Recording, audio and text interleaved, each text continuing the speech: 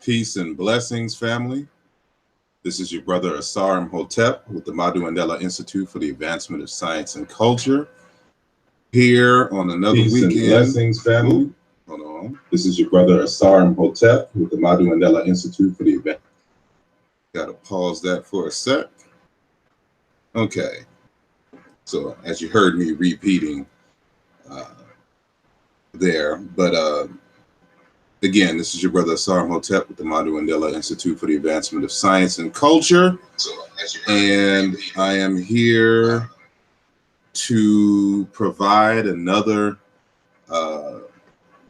academic and intellectual lesson, in the realm of Africology. And for some of y'all who are familiar with me and my work, you know that for a good number of years now, I've been in several different discourses and debates regarding the meaning of the name Kemet. And so many of you who are familiar with the history of the study of Nile Valley civilizations know that the word, as we pronounce it, as Kemet, was one of many names for ancient Egypt. And Km.t and Theophilo Benga initiated a debate in academia in the late 70s regarding the application and the meaning of this term, which the Egyptians named their entire society. And so the standard interpretation of the word Kemet is that Kemet means black land, and Km.t argues that it means black people. And so there's another assumption in there that there is a root Kim that means black. And then, the question is then, how is it applied as it regards to the quote unquote determinatives? And so some years have passed, and there have been a few scholars who have questioned the validity of these claims. And so it's been an ongoing debate regarding the place name Kemet since that time. And so I have found myself involved in these debates. And my earliest introduction to this debate was way back in 1998. And ever since 1998, my freshman year in college, I have been researching this particular topic. And so I've went through an array of interpretations and arguments that have been on, kind of all sides of the fence and everywhere else. And so, hold on one sec. But again, this is your brother. How do I pause that? I guess I can't. Okay. I'm sorry. So it's kind of culminated now, 20 years later, 2018, into a chapter that I'm getting ready to release in a book, Illusia Volume 2, China into Religion and Philosophy. And so there will be a full-scale paper, so to speak, on this topic, which kind of sums up my 20 years off and on researching this particular topic. So y'all know that I think it was last week or so that I had a discussion, quote unquote debate, if you could call it that, with our good brother out of Baltimore, Ned or Neb. And, we presented both of our cases. And so this particular topic that I'm addressing today is just an extension of that conversation.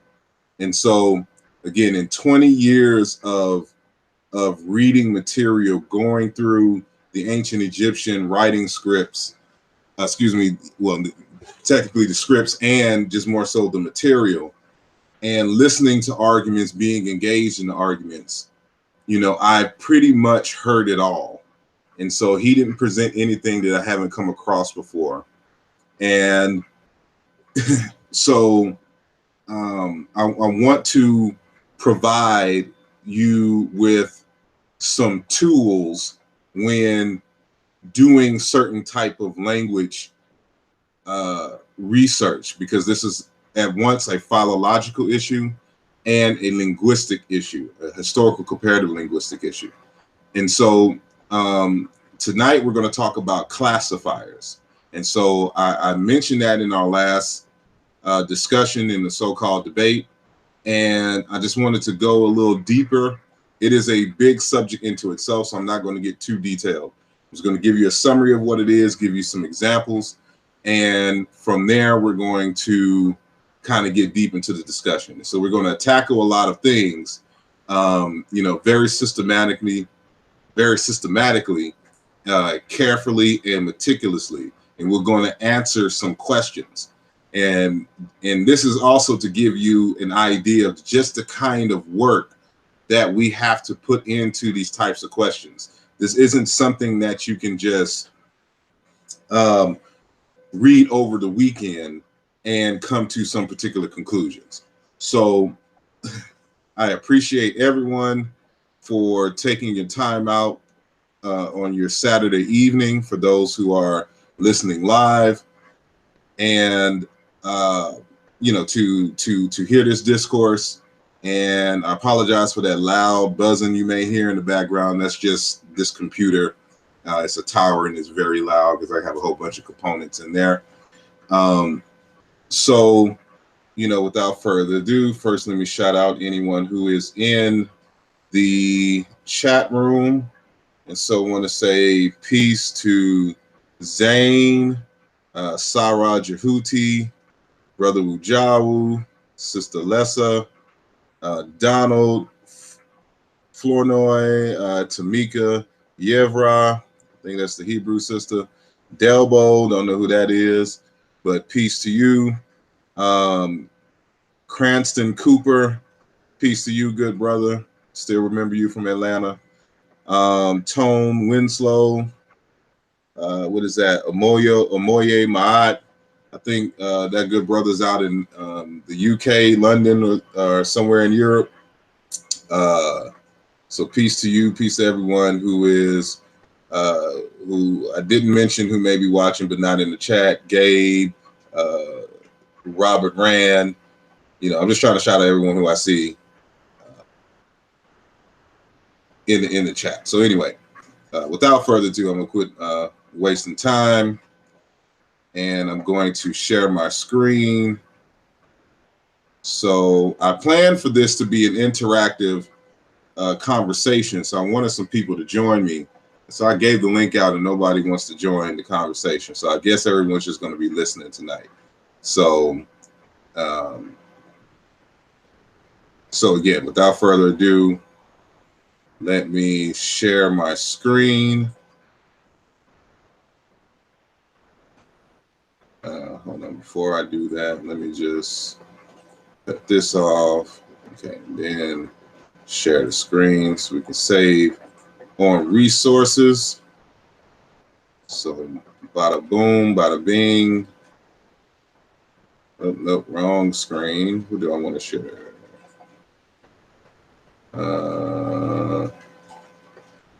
The link is in the Sesh Meta Netra group, Brother Wujawu. So it's under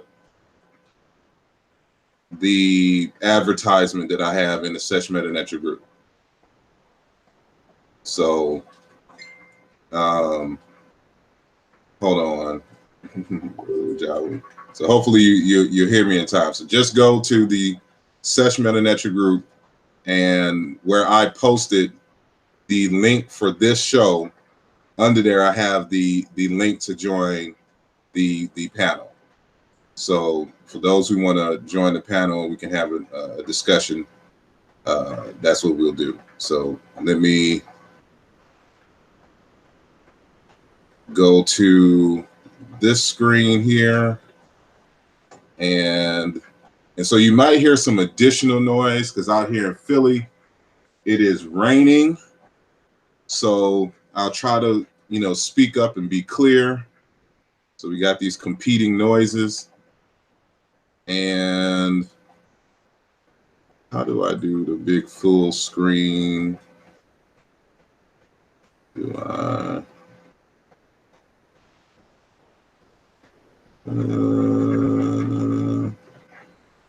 Nope. How do I do full screen on this mug again? Get out of there. And that's for search. View full screen. So there we go. Okay. Make sure I have something to drink before we get started.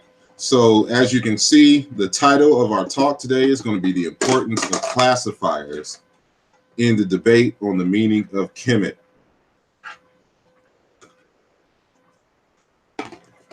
And let me make sure I have my drink, which is really just an Arizona tea. Y'all can't see. But anyway, so some of the slides will be a repeat from the debate discussion, and a lot of these will be new slides for those of y'all who caught the last debate. So I won't be going into all the details of the last debate. So, but hopefully y'all watched it and y'all are able to kind of keep up with the argument. Now, as I stated in the last debate, in science, it is pertinent for us to define things at the beginning. And then that way we operate from the merits of the definitions that we employ, and we can measure whether we're consistent or not based on them. And so in science, we use, mathematical logic to explain phenomena for which we're studying. And so in computational linguistics, the kind of linguistics that we do in computer science, we translate everything into formulas so that we have a basis on which to code, because we got to remember that computers are not intelligent. They can do a lot of tasks very fast, but they can't think. And so there are certain nuances to being human. Peace. I can't see y'all, whoever's joining, but peace to you. I can hear you at least. State your name. Yep, Hotep. Peace, brother Wajahu. Hotep. Miket. Peace to you, Miket. Anyone else? Again, I can't see. That's it. 2. All right. I'll just continue. So I appreciate y'all joining the conversation, and we'll get it in a little bit. So, for now, just mute your mics, and we'll continue. So, as I did in the last conversation, I put these formulas intact because we were talking about one of the major tools that we use in Egyptology, at least in the African school, and that is historical comparative linguistics. So we have to have a way to determine what is a cognate or not. And this is going to be very important at the end of our discussion. And so before we begin, we need to define what a cognate is. And so I got this, basic description of what a cognate is from a glossary of historical linguistics, 2007. And so a cognate is a word or morpheme that is related to a word or morpheme in system languages by reason of these words or morphemes having been inherited by the related languages from a common word or morpheme of the proto-language from which they descend. For example, Italian, cane, I don't know how to pronounce that in Italian, but cane. says cannot. Well, I forgot about that. And that's going to affect the screen. So let me go. I'm sorry, folks. I had to deviate and go back to my screen here. Let's go to the movie. And forgot all about that. So broadcast a large video, yada, yada. Okay. Now let's get back to this and get back to the full screen. So hopefully now y'all be able to see the full screen without the avatars at the bottom. So I appreciate Brother Bujawu for that update. So for example, the Italian cane, Portuguese cow, French chien, for dog are all cognates, since they descend in these Romance languages from the same original word in Latin, the ancestor of the Romance languages, canis or canis for dog. So that's where we get the word canine from, which is actually a loan word into English. Our word for dog, inherited through Germanic, is the word hound. Like, ain't nothing but a hound dog, that word, which is kind of ironic since the word is hound is the word for dog. And to say, I ain't nothing but a hound dog, for those who know the Elvis song. But anyway, and so a cognate set, a set of cognate words or morphemes, a set of words related to one another in the sister languages because they are inherited and descend from a single word morpheme of the proto-languages. And so, these, even though this is a fairly decent definition, it is not precise. And so in science, we have to be precise. And so this is why we take all of that, which we said, and, we put it into a formula.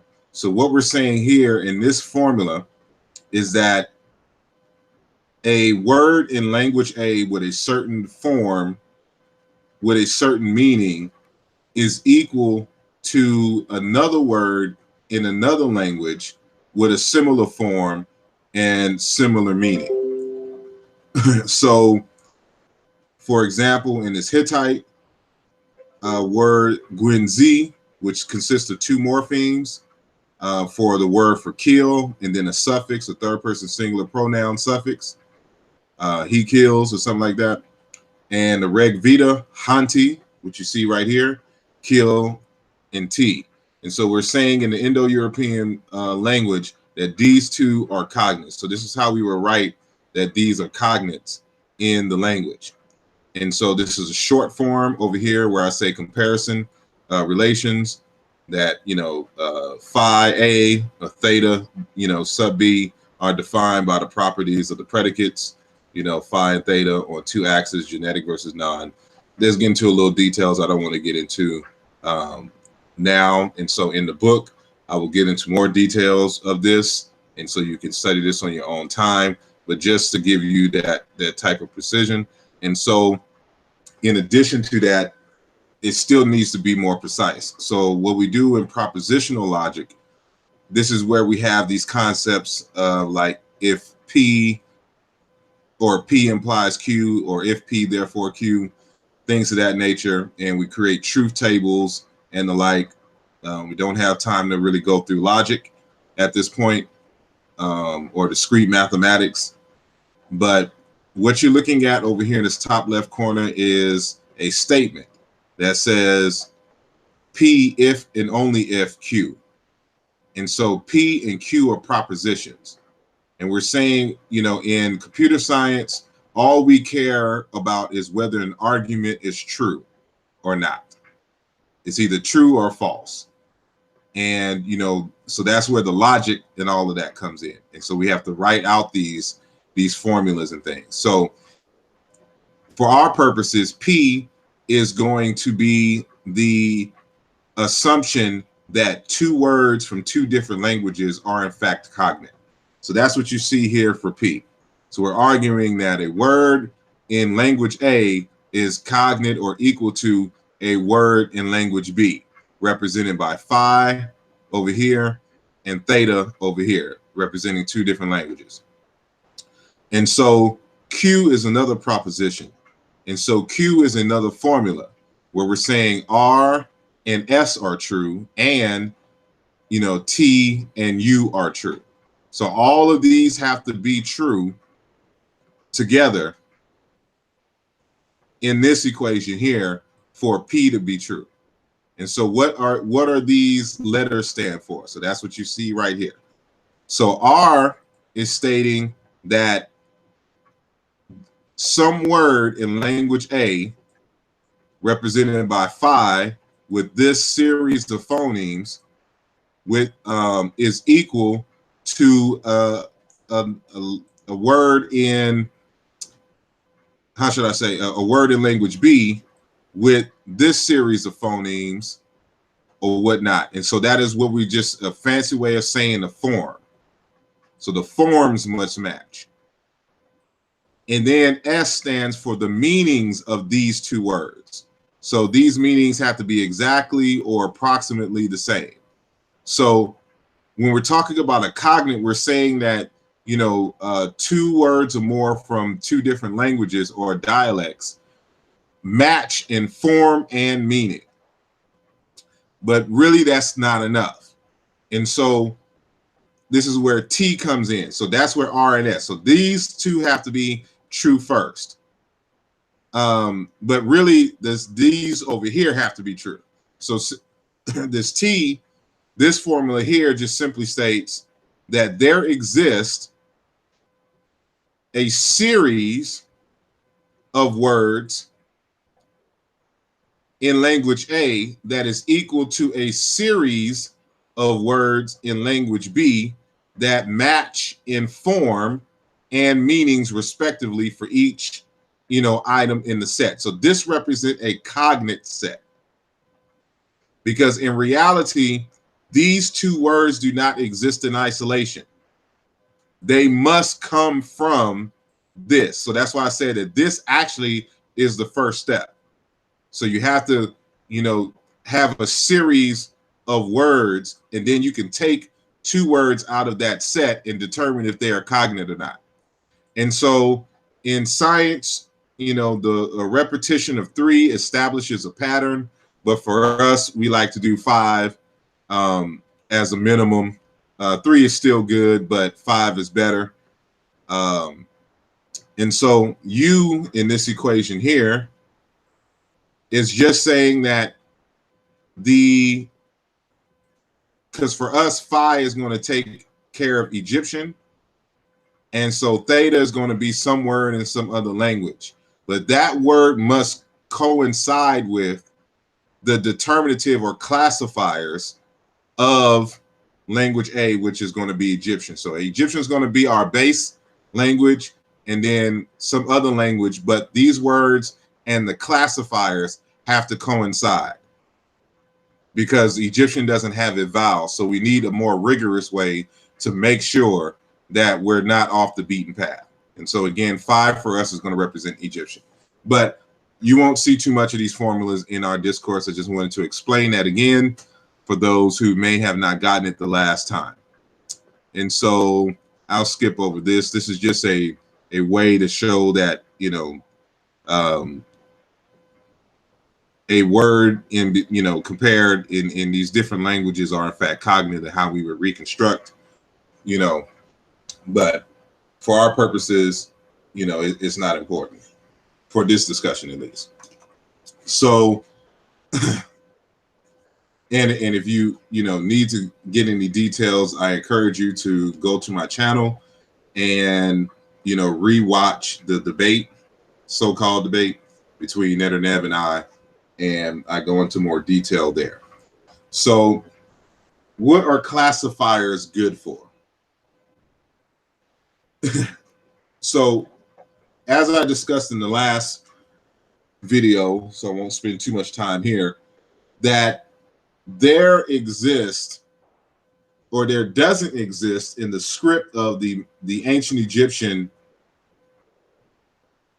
writing script, which we call the Seshmet or the hieroglyphs, the vowels. And so these signs represent consonants, but they neglected, or at least to make it obvious to us, where the vowels are. And so it makes it difficult to vocalize the ancient Egyptian language. And it also adds another difficulty, and that's determining the difference between words. And so since we're dealing with the subject of Kemet, and it has a consonant series of K, M as in Mary, and T as in Tom, I wanted to show, using the collagen language, why the classifiers are important. And we'll get into what the classifiers are in a moment. So as you can see here, there are a series of words in the collagen language where the consonants are Km or Km.t. And so on the left, we can see that each one of these words are in fact different words for the most part. And we would have no problem determining, the difference between these words. But let's put a blind eye to the left side real quick and just focus on the center column. If we were to take out all the vowels, we are just left with these consonant skeletons. And so now it's like, okay, a few of these are exact, matches. And some just are, for example, KM or KMM. While in others we have KMT, at least 1, 2, 3, 4, 5 KMTs. How many just KMs? 2 KMs and 1 KMM, and then 1 KMMT, and then KMYT and KMY and these other variations. And so, it makes it difficult to determine how or what word we're talking about when we have all of these homographs in our script here. And so as we can see, when we, reincorporate the vowels, it's easy to match what is what if we know the language in terms of the meanings on the far right. But it's very difficult to do if we just have the center information and the meanings on the right-hand side. So with the ancient Egyptians, what they did is they added a series of classifiers at the end of the words, these unvocalized images that inform us to what class or how to categorize the word. It gives us some more information about the word itself. So it adds clarity. And secondly, it allows for us to determine or distinguish between homographs. So with that same logic, we know that for those who can read the hieroglyphic script, this is the I6 hieroglyph, Gardner sign I6. And this is actually a biliteral, and it represents 2 consonants in sequence, which is KM. We have the phonetic complement here, which is the M, the owl sound here, or excuse me, the owl glyph. And then we have a series of, well, this, in this case here, this is another word. So here's a classifier for this word here. And then we have the word cot and its classifier. So these are actually 2 words that we have written over here. But for the most part, you can see that there's the same, even though I use a different program for this hieroglyph here, it looks a little different, but these are all the same. So the same hieroglyph, and then, these different classifiers at the end. So as you can see, these are different words: to perform work, inhabitants of Athribis, to complain, a tail end, to make full, Serapeum, or a temple in Memphis, and the scribe persons, I still don't know how to define that. I need to get a German speaker. A book of wisdom, and then this concept here, I don't have the hieroglyphs for it, is a moment, so to speak. And so, so it's hard to, without the determinatives, to distinguish between these 2. So as I discussed in the last one, this exercise here. So for those who, are not familiar with the ancient Egyptian hieroglyphic script, you see here that we have two examples of words that are written with the same glyphs, that are pronounced, or at least consonant-wise, the same. So we have we here and Kemet here. But we see that these are different meanings and non-related meanings. So here is mummy, and then I, me, my, which is the pronoun. And you have Kemet here. So Km.t, Km.t, same glyphs, but the pupil of the eye. And so how do we distinguish between these two? That's where the classifiers come in. And so as we can see here, now I've added the classifiers in it. We can distinguish between these words. So the word for mummy has a picture of a mummy at the end of it. And so it reinforces the meaning. However, pronouns do not carry classifiers. And so, we would just have to understand this as it is in the script. And so when we come to Kemet down here, we have this classifier here, the AA2 glyph, which is a kind of it's a body part, and sometimes you'll see it spewing something out. Both of these are body parts, but this is more so internal body part. And then this, of course, this is the eye. So, of course, we would associate a pupil with an eye and not a pupil. So I guess, there would be a homonym in English, but a pupil in terms of not a student, which I'm pretty sure would, have a young man or woman at the end if it meant that. But this is a pupil of the eye. So, of course, it has an eye glyph, the D5 eye glyph. So you see how these help to bring clarity in the absence of the vowels in between the consonant clusters here. So a classifier, we have a definition over here, is a person or a thing that classifies. An affix in the case of a classifier language, or word that indicates the semantic class to which a noun belongs.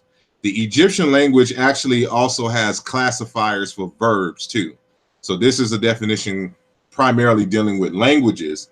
You don't normally have classifiers for verbs, but in the Egyptian script, we have classifiers for verbs. So classifiers reflect the way the world is perceived and understood by a certain society or group. And so some sub-information. They occur as morphemes in the surface structures under specifiable conditions. They have meaning in the sense that a classifier denotes some salient perceived or imputed characteristic of the entity to which an associated noun refers or may refer. And so since that was mainly a definition in language, the Bantu languages have verbal classifiers, and they are morphemes that are prefixed to the root. So this example that I'm giving here is on a root into. And the word into is a word that can mean person, being, or things of that nature. But it's really just, it ultimately from the past is a word for body part or body itself. And then the prefix of agent, which is the in to into, is a living body, an entity. And so, but there's different types of into. And so whatever type of into that we're talking about, it is reflected in the morphology of the language, which is given by these prefixes. So these are a reflection of, like, when you go to Uganda and the language is there. And so remember that there's the root into, that's why I have it highlighted here. And so this root into takes on the noun classifier mu in the language. So you say omuntu, a human being with intelligence, a person with good moral traits. So there's into a being, but now we add the human class, the singular human class, mu, in front of to, and now we're talking about a human being. When we put ki, or iki or eki, nominalizer in the front, it is being without intelligence, a single thing. So it's really kind of an inanimate thing. So we have a human thing or a human being, and then we have an inanimate being or thing. So a hantu, a wantu, a localizing and temporizing being, or a physical place. So into, again, is existence, it is being. And so now we're talking about an existing, a spatial thing. So we could talk about land or a room or a building, so to speak, a city or whatnot. They can take on these prefixes, aha, awa, in these languages in Uganda. When we talk about a big or unknown thing, or a fat, ugly, or bad person, you say oguntu. The attribute of being a moral or harmonious being, modifying being both in moral and non-moral terms. So we say ubuntu. So this bu is a prefix of abstraction, but it's a noun classifier for the abstract. And so, you can read on here. I don't necessarily have to read it all, but you get the point. So these verbal classifiers let you know that there is a difference between a spatial place with the same root versus a human being or an inanimate being, or a tiny being, or a big being, an ugly being, whatever. And so that's how that works. And so they classify things. So I borrowed some images, more so I straight jacked Ujawu for some images to help us further get this concept. So I blocked out the classifiers. So this is just an example, and this is where I wanted the panel to participate. And so, this is kind of an exercise for you in the chat room. And, how can you tell the difference between these homographs here? So this represents, the WN. This is a biliteral as well. So it's WN, and then this is just a complement, a phonetic complement. And so we can see in all four of these words with these definitions that there is, all four of these words have the same base graph. So, but if we don't have any classifiers, I can't tell the difference between when open versus when hurry or to hurry.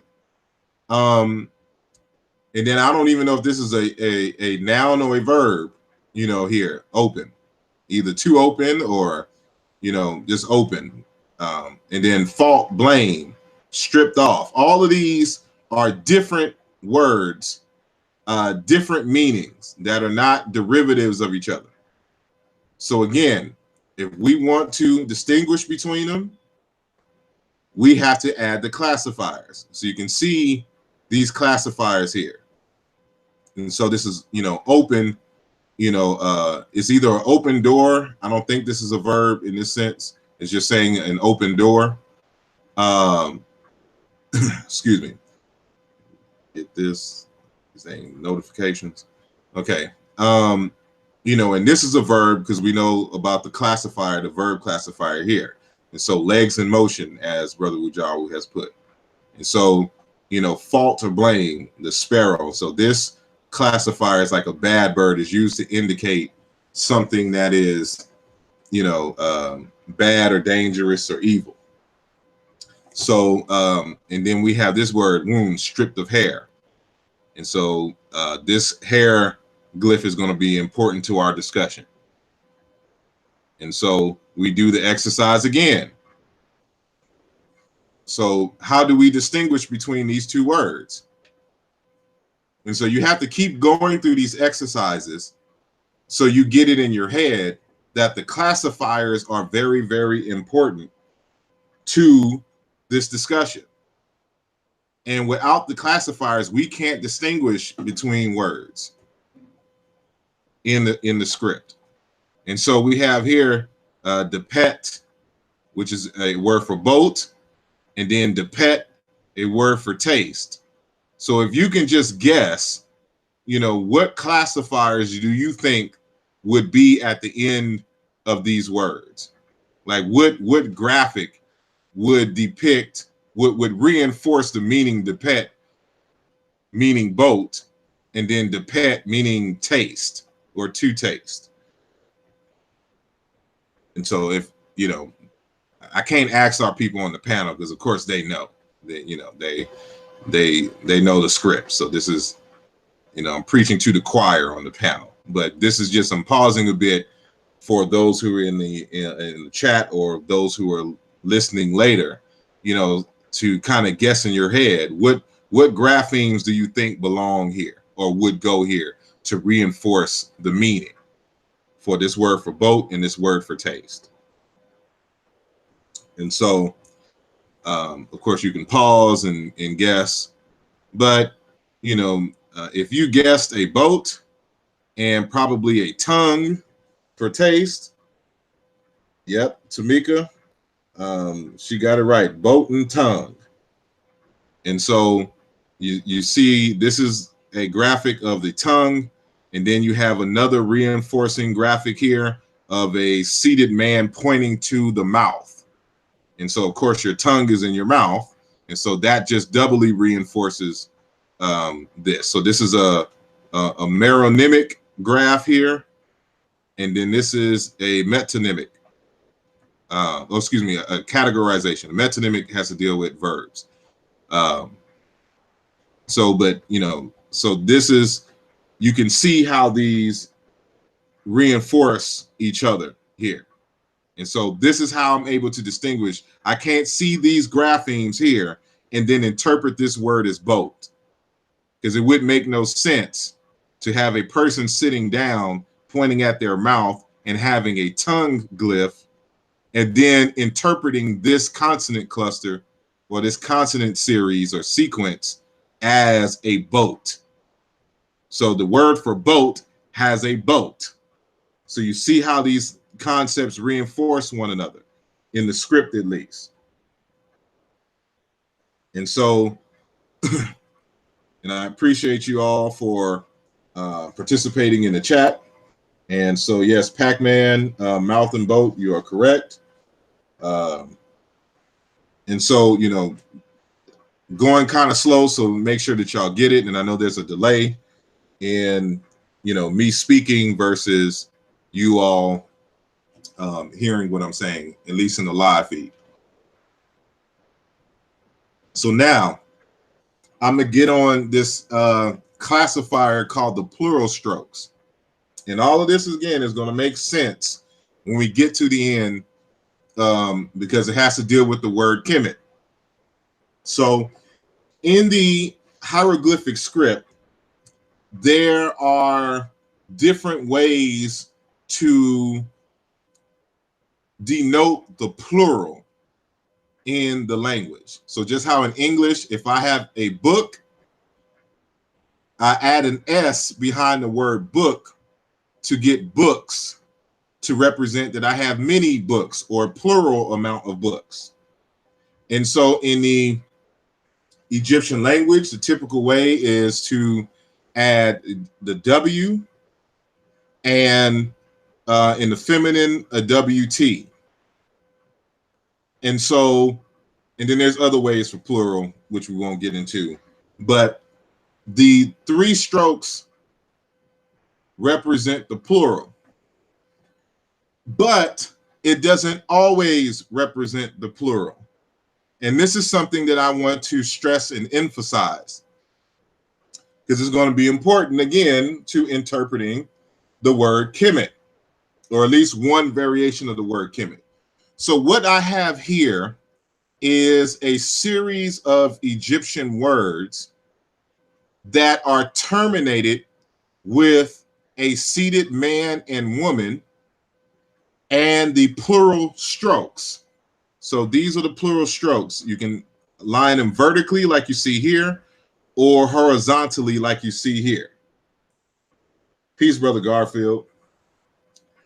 And so if we just said that these are plural markers, then why are they present on words that are singular?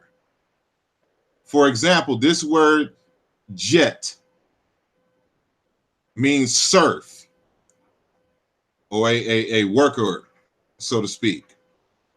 So if we have plural here, how do we have a singular here? Let's go to the next word, remech izet, workman.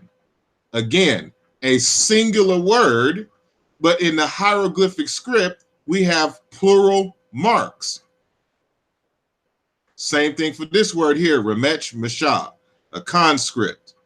It's a military personnel, which is reinforced here again by this seated man with the arrow, you know, the mishah over here, but this is the word remech.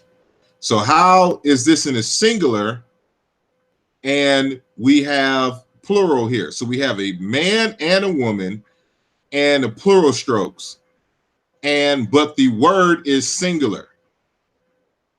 Again, we have this remech neb, anyone, someone, somebody. And these are the sources in which you can find these words in the Wörterbuch, the Erman Greppa Wörterbuch, the page, the volume 2, and the page number. That's how you read that. And these are some additional dictionaries in text. So all of these have a seated man and a seated woman and the plural strokes, but all of them are defined in the singular. So this combination cannot always be interpreted as a collective or a plural in a sense, in terms of related people. Something else is going on. So we have additional evidence here. These are some more images that I jacked from Brother Rujawu. So we have this word iri, to adore. It's a verb. And so we have the classifier here of a man standing with his arms up, giving adulations and all of that stuff. So this is a verb. Then we have iru, adoration.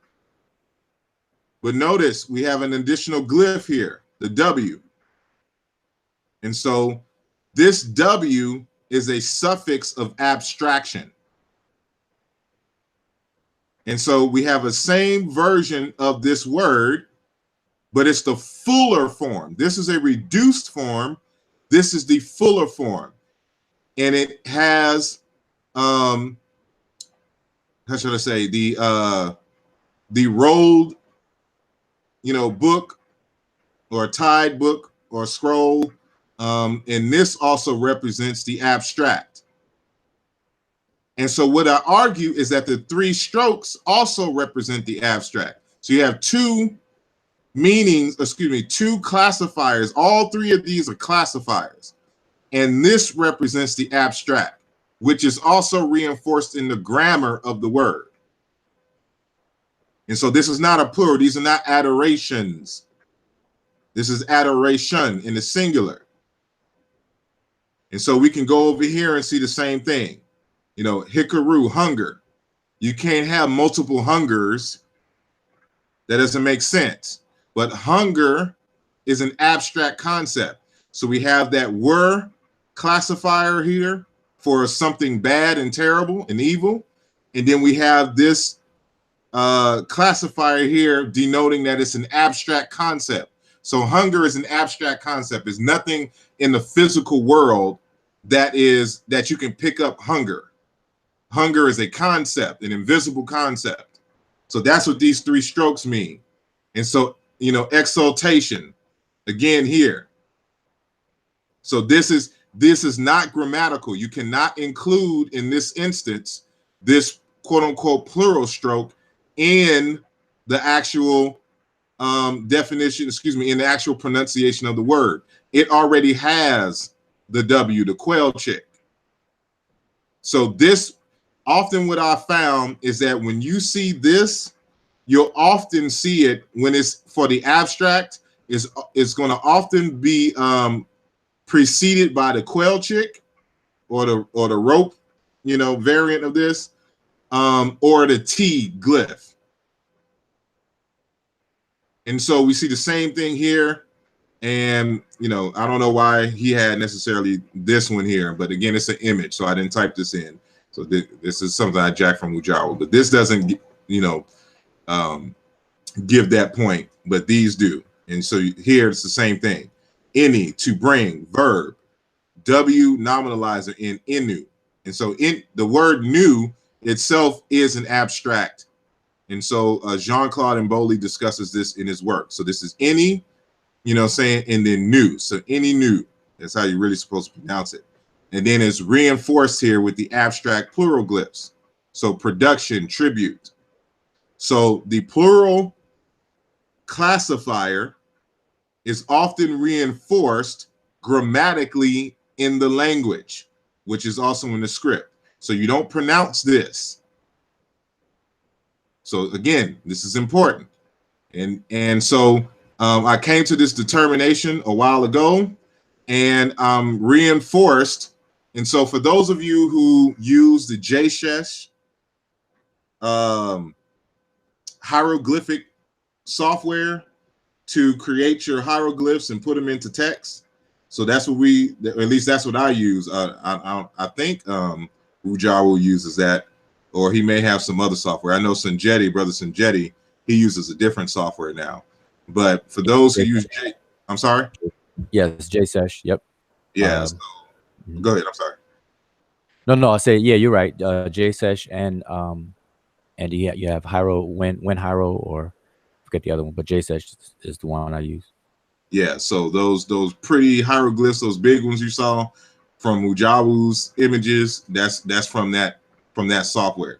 So in the later versions of this software, it also installs a sign program, and it gives you a description of all the signs, all the hieroglyphic signs that are used in the main program that you have to open in terms of JSESH. So this is the sign editor info. So this is a screenshot that I took of it. So the code for the three plural strokes is Z2.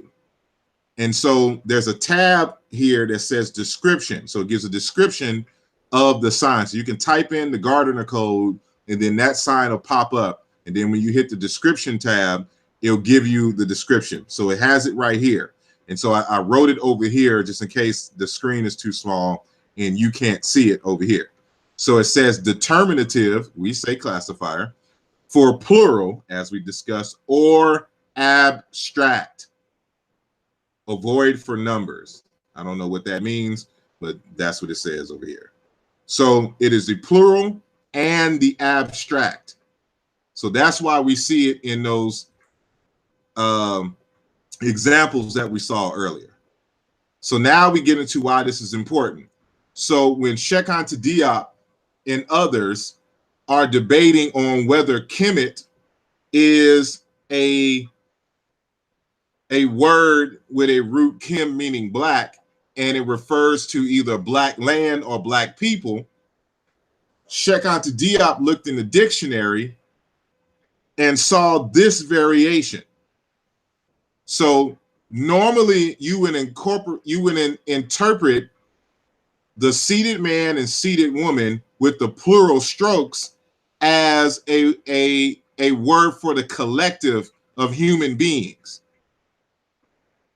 And so this is Kemet people. So the people who say that this is a word for black people interpret this as Kim black people. Like they're literally reading this. So they're saying that this describes the characteristics of the people. And what I'm here to argue that this is not the case at all. This is the abstract. And this is just a categorization. So it's talking about a nation. And so the abstract comes from a word meaning foot in place or ground. And, you know, we went through that the last conversation, and I'm reiterating it here. This is the W for place or district, which doubles as the grammatical morpheme in the languages for the abstract. And so now we're seeing this graphically. So this is an abstract. It's a place where people dwell. Kemet, nation, a place where people dwell. This is an abstract concept here. They're not physically describing the people. So we saw those examples beforehand where this represents the singular. It's just an abstract concept that relates to people. So it's not talking about their color. This is, in this instance, is talking about a place. And so when you actually go into the primary sources, it's reinforced. So this is the transliteration of this hymn to Sesostris III. And this is the word Kemet, but this is the graphic over here for this word Kemet. And it's used twice. And so I'm using Ognan's translation here. And he says, it was after he had ruled Egypt, or Kemet, and after he had put the desert in his company, that he came to us. It was after he had protected the two lands, Tawi right here. So after, you know, protected, you know, the past tense, he, the two lands, Tawi, and after he had pacified the two banks is this word here, Idibwi, that he came to us. It was after he had caused Egypt, or Kemet over here, to live. Cause, this is the causative right here, prefix. This is the word unk, to live or life, past tense and he. After he had caused Kemet to live, or caused it to live, or Kemet to live, he had removed its needs, that he came to us. And so I highlighted in red the word its, and then highlighted its here. And so the way this passage is worded lets us know that it is talking about the state as a political entity, and not the Nisbe adjective form Kemetiu or Kemetiwa, those of Kemet. This is supported by the fact that Kemet is used in the same manner as all of the other political locations in the text. The names Desheret, Tawi, and Idebwi in the original text does not employ personal determinatives. Furthermore, after the second sentence containing the word Kemet, it refers back to the first word Kemet by means of a third person singular feminine suffix pronoun s, its. If it spoke about the people, we would expect sin, their, they, them, not it. Can I? So, I'm sorry.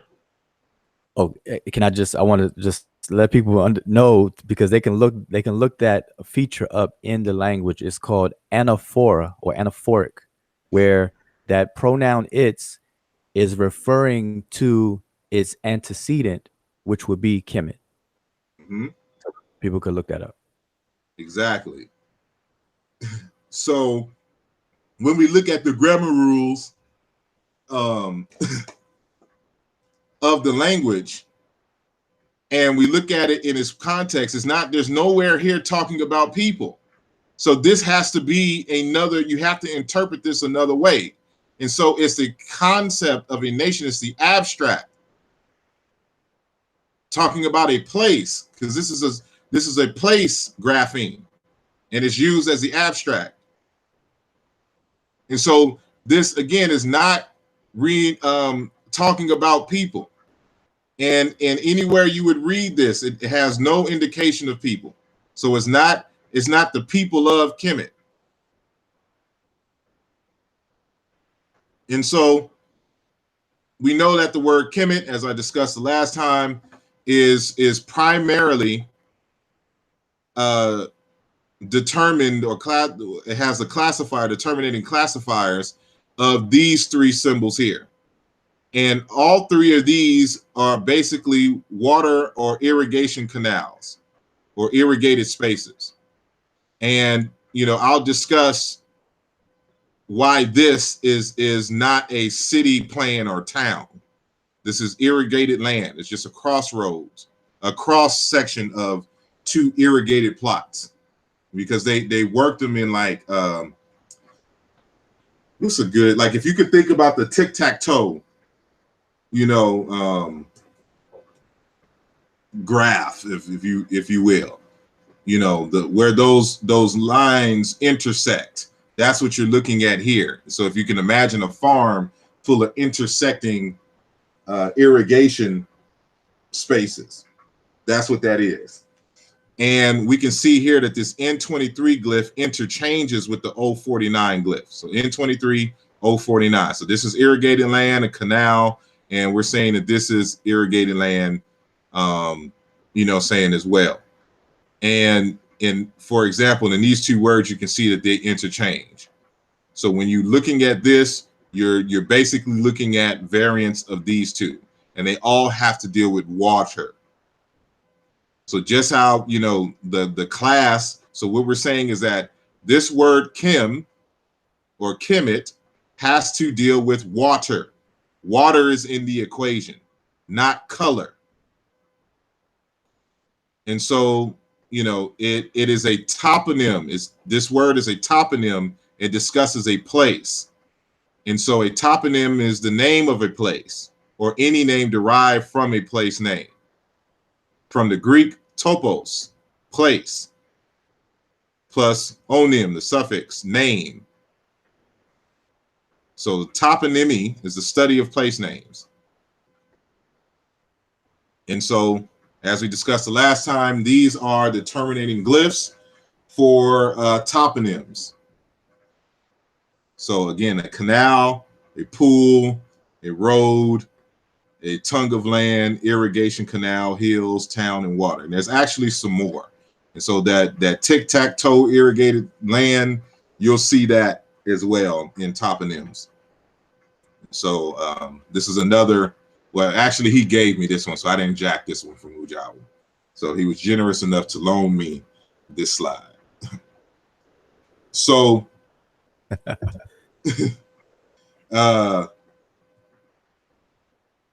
so as we discussed the last time, when you're talking about the word Kim, black, it is terminated primarily by this glyph, the D3 hair glyph.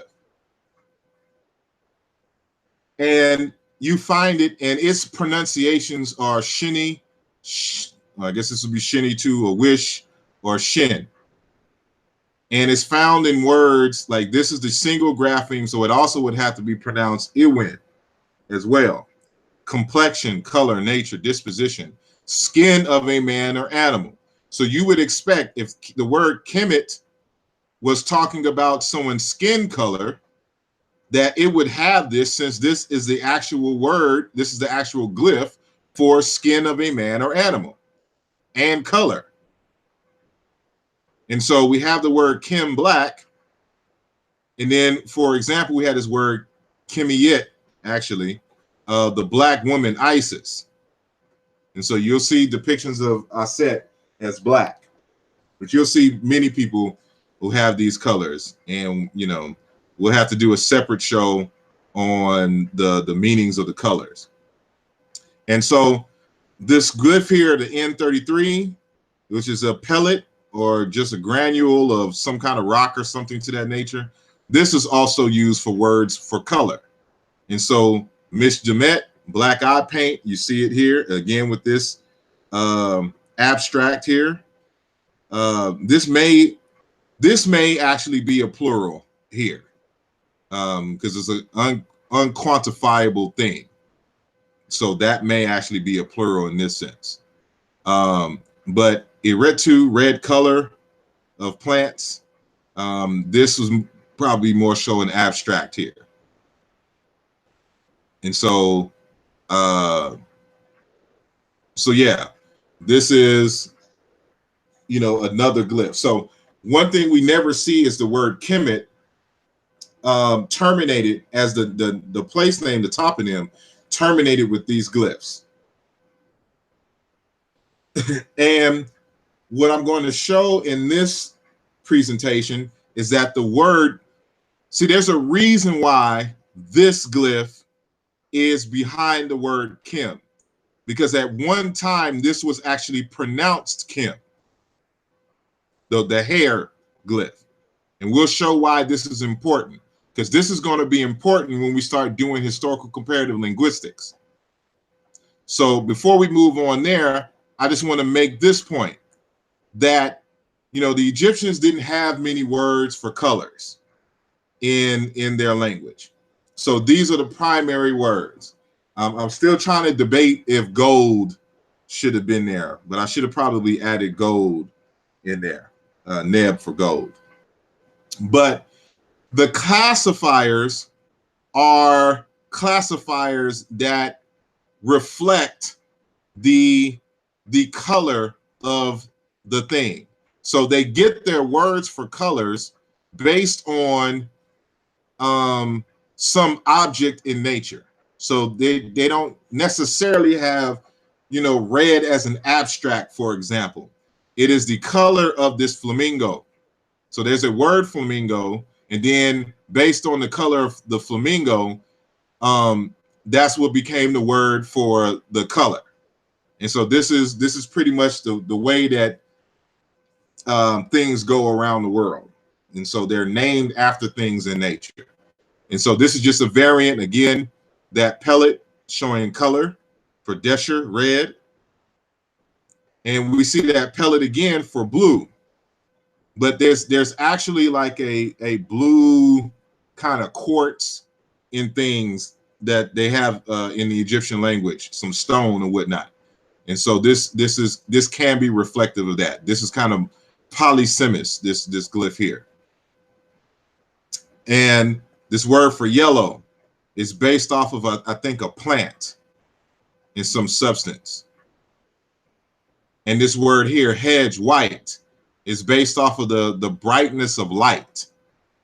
That's where they're getting the word white from. And so you see it terminated by the sun and its rays. This word here for green, you know, rerej, is the verb for to grow green. But I included this here because you see it has a plant determinative. So it's basing it off the color of plants. And then, you know, red green, you know, the green they use comes from plants. And then, of course, Kim black, the word for black derives from hair. And so this is going to be very important. And so there is an article by Dr. Orly Goldwasser titled, "What are classifiers good for?" Or excuse me, what are determinatives good for? And I don't have a page number here, but it's page 23 of the article. And so I'm going to read this and give you some extra background into this hair glyph that's going to become important for the kind of work that we're doing here. So under the subheading of encyclopedic information in Egyptian nouns, so she's talking about the classifiers, the role of classifiers in the ancient Egyptian script. So she's saying in this context, it's an encyclopedic. Basically, the classifiers are an encyclopedia. And so she says, in many cases, the classifier directs the reader to specific aspects of knowledge structure. And the end product of the reading process is a highlighted frame of knowledge. In many cases, this extra information relays socio-cultural or institutional perceptions, so to speak. This knowledge is attached to individual nouns themselves and is usually non-context sensitive. For example, in the word widow, this is kararit, here. The two classifiers, the last two signs, this one here, and this one, so the D3, and what is this, the B1 classifier, so the seated woman. The two classifiers highlight two aspects of womanhood. The first, the hair glyph, is metonymic, is a metonymic classifier, which is a cultural referring the reader to mourning rituals in ancient Egypt, in which women's hair played an important role. The second classifier refers to a universal generic classification of the widow, which is not culture bound, but a universal semantic feature of the lexeme widow. Therefore, a widow is a kind of female. So, you know, you never speak of men usually as a widow. A widow is a woman. So this categorizes that you know that it is a woman. And then there's something culturally specific that the woman does, which is why this classifier is here. And so in some cultures, they shave their head. And so in some, it's just unkept or pulled. And so, you know, that's what you see kind of here, falling out hair. This classifier functions in a way like a feminine gender marker, which you see right here, this suffix T. In another spelling of the word, the hair classifier is replaced with the word bad bird. So remember I said that this classifier represents things that are bad or evil.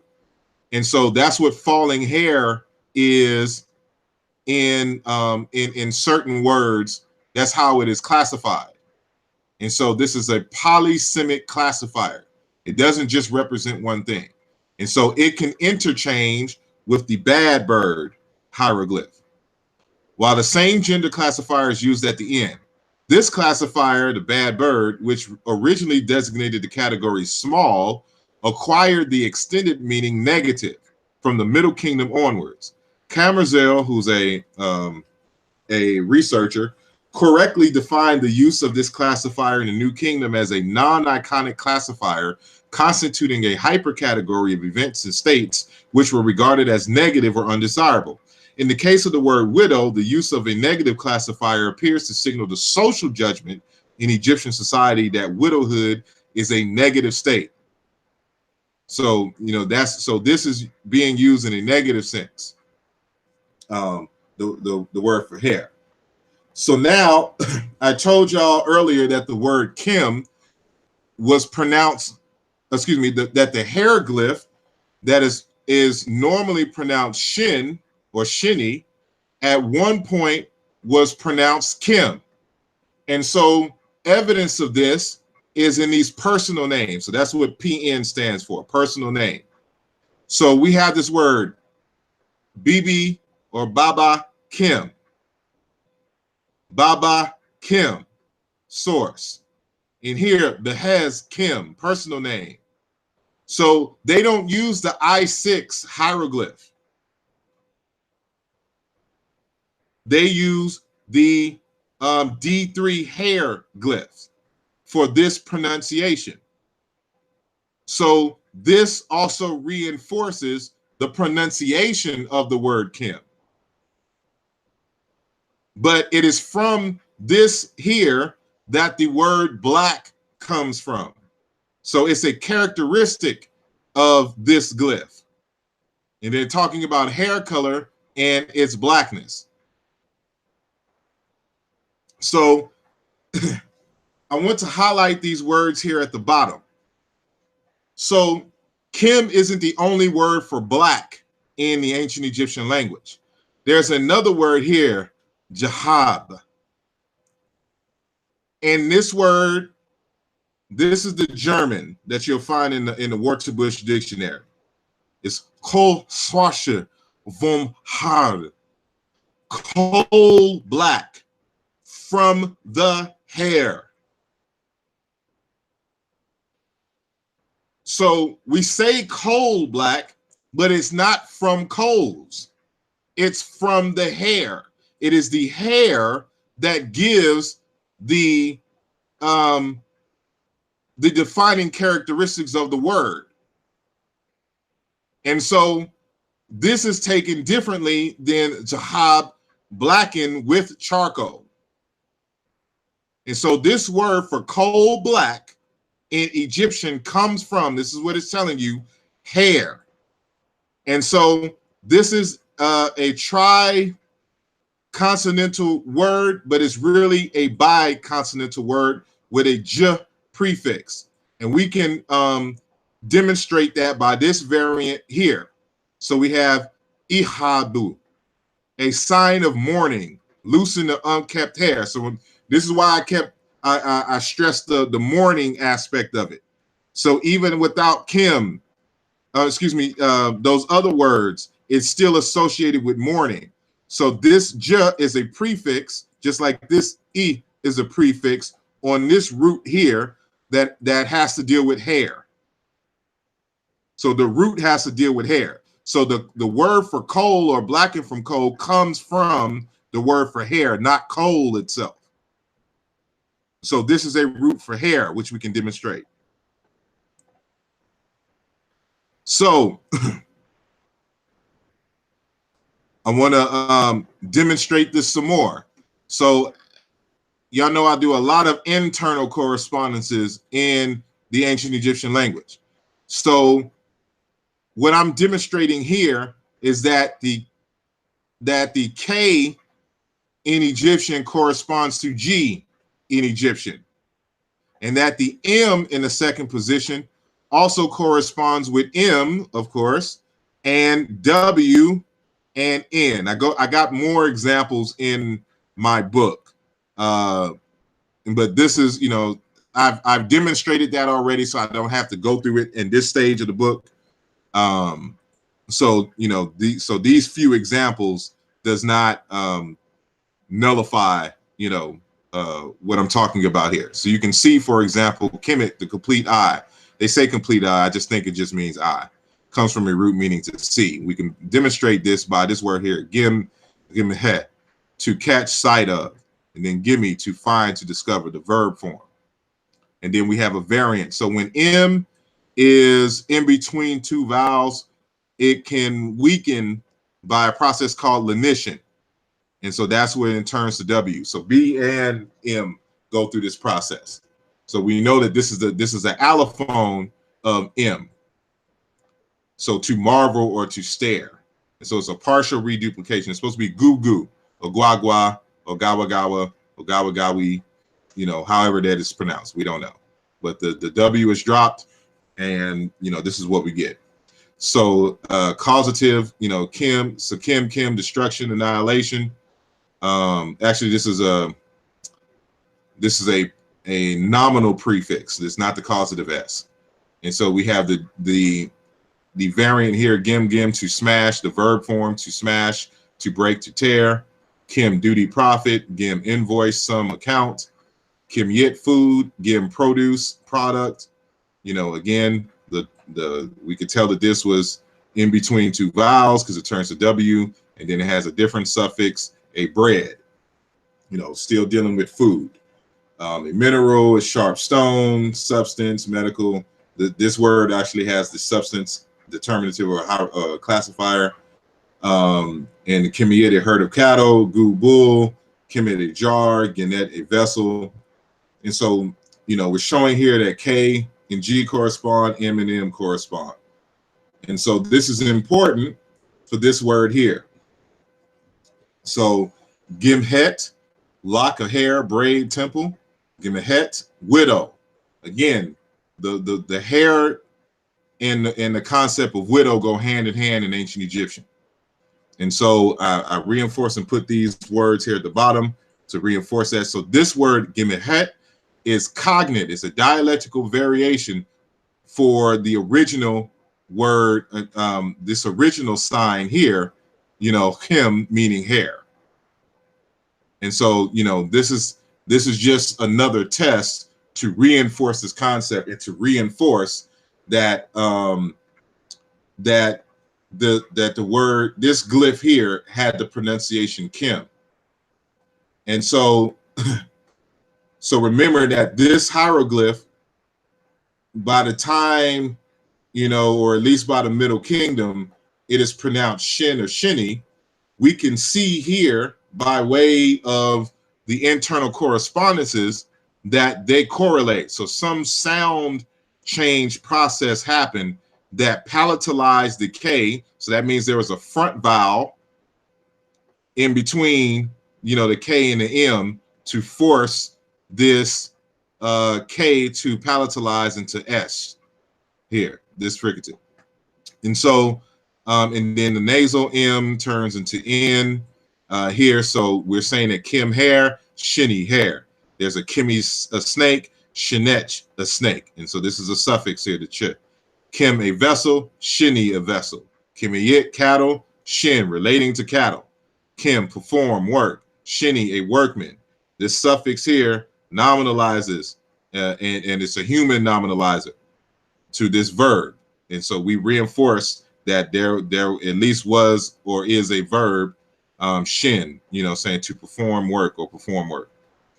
Kim to pay, shinu, you know, tax audit. So again, verb nominalizing abstract suffix w, tax audit tax. Kim shield, shin to block, the e instrument prefix on the root, and then Kim the crocodile tail, and then shin crocodile. And so, you know, we do all these tests to reinforce this notion. And so this is all going to come to head in a moment. So the reason why I'm bringing up all of this is because when you're doing historical comparative linguistics, when you're comparing the root, you have to know what is a main root and what is a derivative. So the word Kim black is a derivative of the word Kim hair. So when you are comparing languages with ancient Egyptian for the word black, you don't compare Kim black first. You compare Kim hair. So let's deal with this. So I want to demonstrate a series of sound meaning correspondences between the Chiluba Bantu language and the ancient Egyptian language. And so we have these words here: Kemet, dorsal fin. In Chiluba, we have musalala, fin, flipper. Kim, service, duty, work. Sala, to do, in the lower Congo. It's to do something, to do work. Kim, to pay. Selah, to pay the dowry for a wife. Kemet, of course, Egypt. And so I highlight here this canal or river glyph. Musulu, river, brook, stream, creek. Because again, this classifier lets us know that Kim has to do with water. Complete, put to an end, put an end to. Sula, to be finished, completed. Kusala, at the end of, the point of, limit of, the boundary of, at the border, edge, margin, bank, beach or shore, coast. Sala. So this is actually another cognate for Kemet.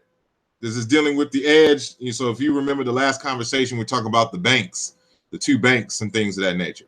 That's another conversation. And so Kim, to bring to an end, to finish out, to spend. That's the causative. And saying Sudisha, go through until the end, finish. And so this sha is a causative suffix, which is cognate with the s causative prefix in Egyptian. And so there's a rule that when the L sound is followed by I, the L turns to D. So that's why it's Sudisha. So this is an allophone of L. So we have thoroughly established by scientific means these sound meaning correspondences. So K with Chiluba S and M, Egyptian M with Chiluba L. And so I showed in the last video that the Egyptian K also corresponds to Chiluba K. And in the book, I have another table where I show that Egyptian S in the first consonant position corresponds to Chiluba K. So I do the reverse. And so in Chiluba, K and S alternate in the language. And so with that said, you know, we're reinforcing that this is an actual crocodile tail. And so this is the end of the crocodile tail. And so in Chiluba, we would say mukila, tail of an animal or reptile. And so remember, the last video we already demonstrated Egyptian K corresponds to Chiluba K. And we just demonstrated there that Egyptian M corresponds to Chiluba L. So this is a cognate for the crocodile tail, mukila, tail of an animal or a reptile. That's what you see here. And so there's a text. I want to highlight something by K. Weeks. This article in Egyptology and the Social Sciences. When talking about the script, he says, we must, of course, be prepared to look for attribute clusters that are very different from those our own culture imposes, meaning us in the Western world, us English speakers. To do this, we should not assume that one example of a representation with the term X above it is adequate information for the translation of that term. We must collect as many examples as possible and try to identify the significant attributes those examples share of the category they are intended to represent. Only then will we be able to predict the boundaries of that category and to seek an English terminological label for it. And so this bolded emphasis is mine. And so when you're looking at a glyph, it can be in different aspects of the glyph may be focused on at different times. So while, for example, the D3 hair glyph can focus on the hair, just a simple hair, in one instance, in another, it can represent black color. But in another attribute, it can deal with the concept of mourning, the loss of hair. It can also deal with the loss of hair, going bald, the falling of hair. So when you see the hieroglyph, you see the hair falling downwards. And so they use it to mean the falling of hair, to go bald. And so there's a word ciKam meaning to go bald, and it has that hieroglyph classifier at the end. So with that said, the attribute cluster of the Km.t glyph is the dorsal fin, referring to Sebek, the crocodile deity. And so that's, you know, when you're looking at a crocodile, that those little projectiles coming off the back, that's what it's focusing on, the hieroglyph is focusing on in this instance. But given that it's the end of the tail, Km to end, that's where that word comes in, end, to complete, to finish. So that's why it's not the whole tail that's the hieroglyph, it's only the end of it. So one aspect of the attribute cluster focuses on the fin of it, the dorsal fin. The other, the end of it, so Km the end. And then, of course, just the crocodile tail itself. So we have confirmation in the Chiluba language. So we just demonstrated that, you know, Salala, or the SL corresponds to KM. This SL of Chiluba corresponds to KM in Egyptian. So this word here, musalala, fin, flipper. There's a theme going on here, which I'll demonstrate. And so musalala, mane, which is hair. And so Km, hair. And then Mehet, mane of a baboon. And so in the last video, I showed that the Egyptian K also corresponds to the dotted H. And I did a whole series where KM is inverse into MH, and they all correspond. And so Chisala, branch with its leaves, twig or flower. Salala, to spread, to disperse, to spread out. So these classifiers here, these prefixes, give a certain type of, how should I say, a certain type of secondary meaning to this root here, which is cognate with Km in Egyptian.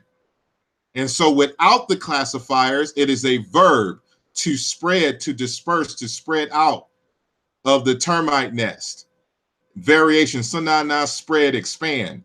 Sakalaja, spread, disperse, dispel. So if you understand this, you'll understand the hieroglyph. Why the tail? The tail is the expanded aspect, that which disperses from a point. The same thing with the curve or the fin of a fish or an alligator or any claws coming out of the hand. Same thing with the hair, the mane. So your hair is just that which extends and curls and curves out of your head.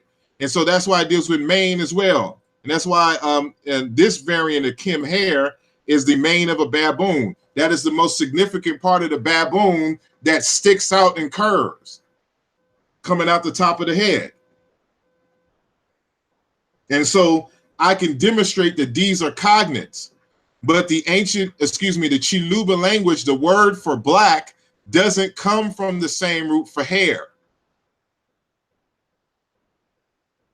And so I can demonstrate that Chiluba and Egyptian are cognate in that sense, but the Chiluba has a different word for black. And so we can do that same issue here in the Sumerian language. And so their word for black comes from a different word. So we have these variants here. I actually should have put these at the bottom after these words. So SE, a tree, Esh, a tree. So sh and S interchange in the Sumerian language. And so this word gig, a tree, a resin, this is a partial reduplication. It's supposed to be Gigi or Gigi for tree. Matter of fact, the word G or Gigi is the word for tree in Yoruba language as well. So Gigi, a word to be black. So it comes from the word for tree and is resin. This word mess, a tree, mess, gesh mess, blackness, black spot, black wood. So the same word for tree is the same word for black in the Sumerian. So if I'm going to compare the word for black with Sumerian, I have to first compare the word for tree in the language and to see if they have the same semantics, meaning do they have the same logical process coming from tree to blackness. And this word gesh is just a dialectical variation of this word mash, or ingash, I should say ingesh, because this is an ng sound as in sing. And so these are classifiers in the language, just like what we saw in Egyptian and in the Bantu languages. These are classifiers. So this is a tree classifier or wood classifier. And so this is the word itself, and these are the dialectical variation. So this ng is a dialectical variant of the phoneme or the phone m or m. And so I say a note that sh and s interchange in Sumerian, also ng and m. And so this is the IPA representation of that. So ngesh and mash, mes are dialectical variants of the same word. These forms are cognate with the Middle Egyptian ket, tree. And I should not have this dot here. It should just be ket without the dot, because it's not a suffix. And so, and this form, this G, or this ng and this M was dropped in these versions. So these are just variants of this mash or mess without the with the first syllable dropped.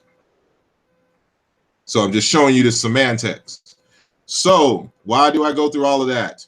Because there's a certain individual who during his presentation kept going to the Dogon languages, saying that the word Kim was cognate with Dogon Gim or Jim. And I'm going to show you that that is not the case. He was not thorough. And so I told y'all linguistics is something that you have to be very meticulous with. And so, again, the word for black in Egyptian comes from the word for hair. So if you're going to compare the word for black in another language, you first have to compare the word for hair. And in that language, the word for hair and the word for black have to match. And we can show here in the Dogon that this is not the case. So I actually have 14 Dogon dialects. And so I broke them up into 7 and 7. So the next 7 is the next slide. So we can see here, this word for hair is the K, has a K, L, or KR consonant sequence. So cool or kuro, kuyo, kula, kuro, kuro, hair, kulo, kuro. All these different variations, head, hair. And so notice this is the word here, Jim. And so these are the names of the Dogon dialects. Yono So, Toro Tega, or Tegu, Binte, Yanda Dong, Jamse, Jamse, and then, you know, other ones. So these are the meanings over here, and these are the words in the variants. And so you notice this should actually be black colored earth. And because this word here, Jim, is the word for black. And so the dialect that Ned or Neb was using, they have a G in front of it. But you'll see that in the next slides. And so this word, so you notice that when they want to talk about black earth, they have to add another word for earth, for ground. So this word Jim here doesn't mean black ground by itself. It's just the color black. In order to say black ground or earth, you have to have the word for earth or ground. And so just like for the most part in Egyptian, the adjective follows the noun. And so that's what you see here. Legu Jim, Longu Jim, Lulu, you know, or Junu, however they pronounce this. You know, Legu Jim. And so for red earth, Lagu Ban.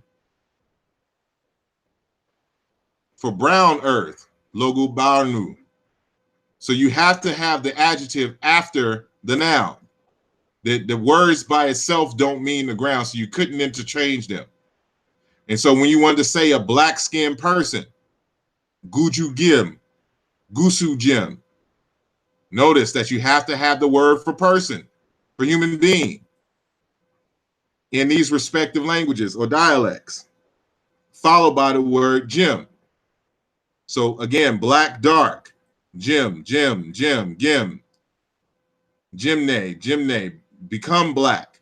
So, you know, you see these other morphemes added to make black, to darken. And so we do the same thing in these other dialects. You see the same process. The word for hair is totally different from the word for Jim. And so we would have to do a series of correspondences in the language to see if these interchange with each other.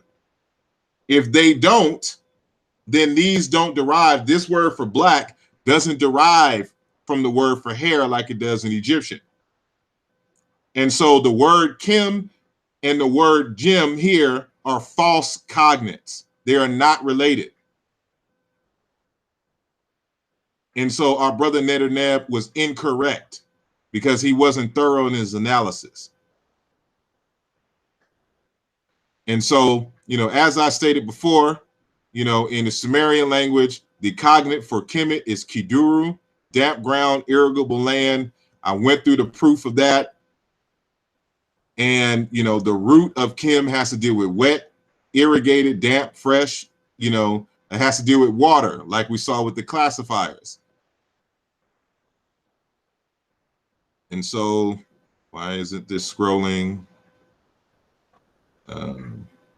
Bear with me, you all, as I figure out what is going on with my screen.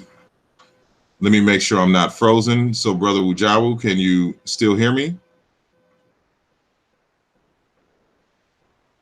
Yes, I can. I hear you. Okay, so why is my screen is frozen for some reason? Hold on. Let me. I don't know what's going on here, and I'm on full screen, and it is not. Okay. Maybe your computer has become self-conscious and wants just to sink in with everybody. Duru and Key Duru. Yeah, I don't know what's going on here. Oh, come on. Well, I mean, we're basically at the end, so I didn't have much. I was just going to be reiterating what I have before, and so so if it doesn't change in a little bit, then I'm gonna try to come back. See, I wonder though, if I leave, will it hang up though? Oh, right. The live stream. Yeah, the live feed. And It's a good question. so this is what I'm gonna do. Let me mute my sound here. Yeah, if he leave, it's gonna hang up the whole thing. Okay. So I'm gonna try to log. I'm gonna see if it'll let me log in from my other computer. All right. Yeah, definitely. Kofi has done enough YouTube presentations to definitely be the handbook of how this operates. Wow, what the blood clot is going on here?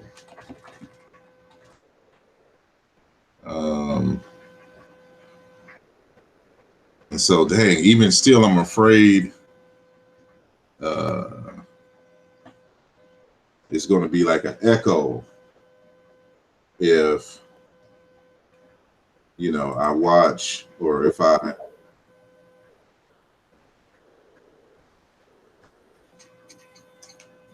okay. Well, you know, I mean, really, that was pretty much it. You know, so why want to stop here in Acapulco? I have no idea. And so I don't want to have to. No, I don't want to do that. Uh-oh.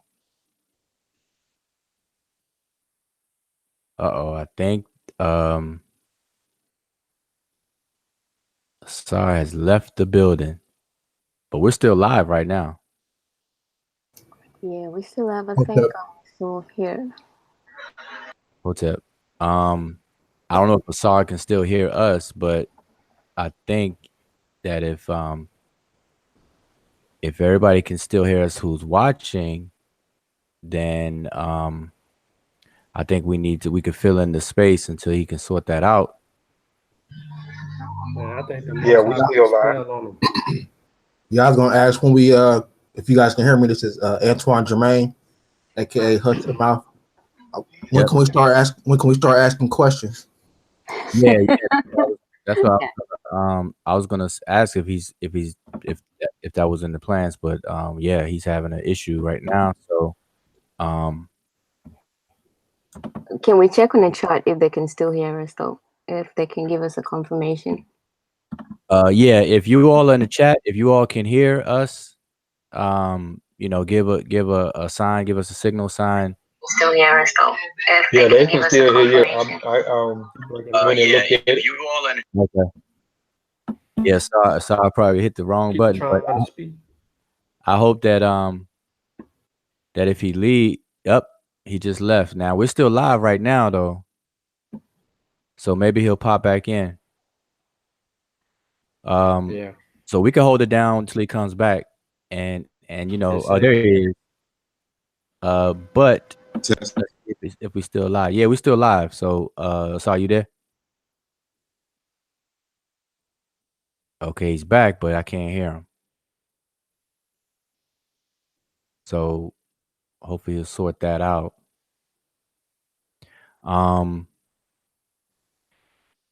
Yeah, so sorry if you can hear us or hear me. You know, I don't know if you had planned to open up for questions, but I think you have about 40 people watching.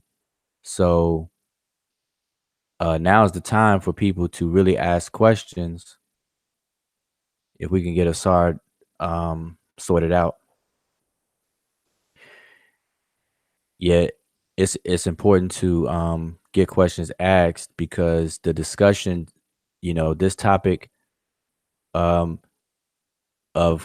linguistics itself, I think I've expressed this before, that I think linguistics is one of the most slept on disciplines, scientific disciplines there is, because s- we language is something that we learn at such a young age and that we use every single day, that I think we take a lot of linguistic principles and things for granted. And so we think linguistics is something that we could just brush off, but it's very, very vital. I mean, if you really think about it, we actually perform linguistic phenomenon for the majority of our lives, all day, every day. And you would think something like that, we would want to master it, because it permeates through every single thing we do. We don't live in a world by ourselves. We have to communicate with other people, and we utilize all the features of language to communicate. When I tell, oh, I think Asar is back. Asar, you there? I think he might need some time just fixing what he has to fix. So Okay. I'm not trying to hog the mic, but so yeah, so linguistics is something that's slept on, and oh, he's popped back out. And so it's something that when you do study it, it's you learn a lot of different terminology. You learn what things are called, how things are relate, and a lot of the things that you learn in linguistics are things that we do already. We just don't know that we do these things. Um, so it's a lot about language. It's grammar, which is really two things. It's morphology and syntax, and we refer to it as morphosyntax, which is grammar. It's the rules and structure of language. Without it, we wouldn't have language. We wouldn't be able to successfully communicate with each other on a consistent basis. We wake up one day, words will mean different things and things like that. So it's very organized and very structured, but it's almost what do you call it? Inherited. Okay, I think Asar is back again. Let's see if he's back. Yeah, I hear the machine, I hear the tower, so I think he's back. Okay. You hear me? Yeah, I can hear you. Yep. Okay, so I'm on my other computer. I don't know what it is. The other computer, the mic just stopped working. Oh, okay. So yeah, we're still live too. So you can we're just trying to fill in the blank spot, so you can pick up where you left off. Well, now I'm on a different computer, so now I need to go to my PowerPoint. But people were wondering, are you taking questions? Am I what? Are you taking questions?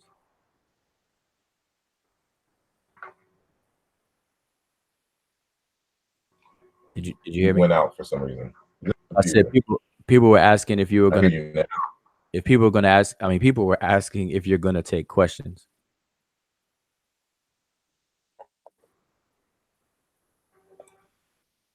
I don't think you can hear me properly. Are you taking questions? Yeah, I could take questions. And I really don't have to necessarily go back to the slide, but am I going in and out to y'all? Yeah, you are a little bit. Yep. So, I'm trying to reduce some.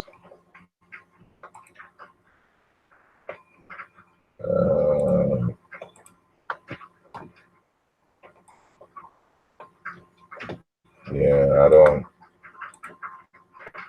know here. Yeah, if someone had, I'll take questions. All right, so I don't know if you could see him. I mean, I could read the comments in the well, I see one. I see one right now.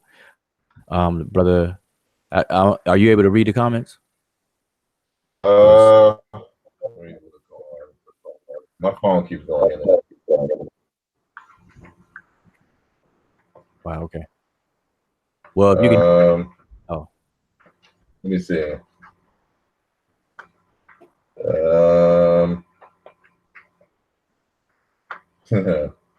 Sean said the Most High put a spell on the computer. Must have. Trying to get you to, he'd say, come back to your Hebrew Israelite ways. You know.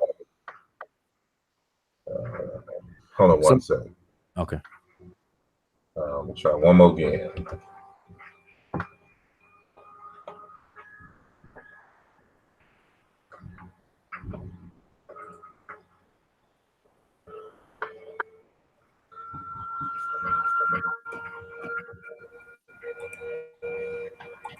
But listen, I think for those who are watching, I guarantee you stuff like this, you wish you paid attention in math and science classes, and didn't try to brush them off when in grade school. A lot of people really didn't like science and math. In that regards, I was like the opposite. I was gung ho about math and science, but it takes that kind of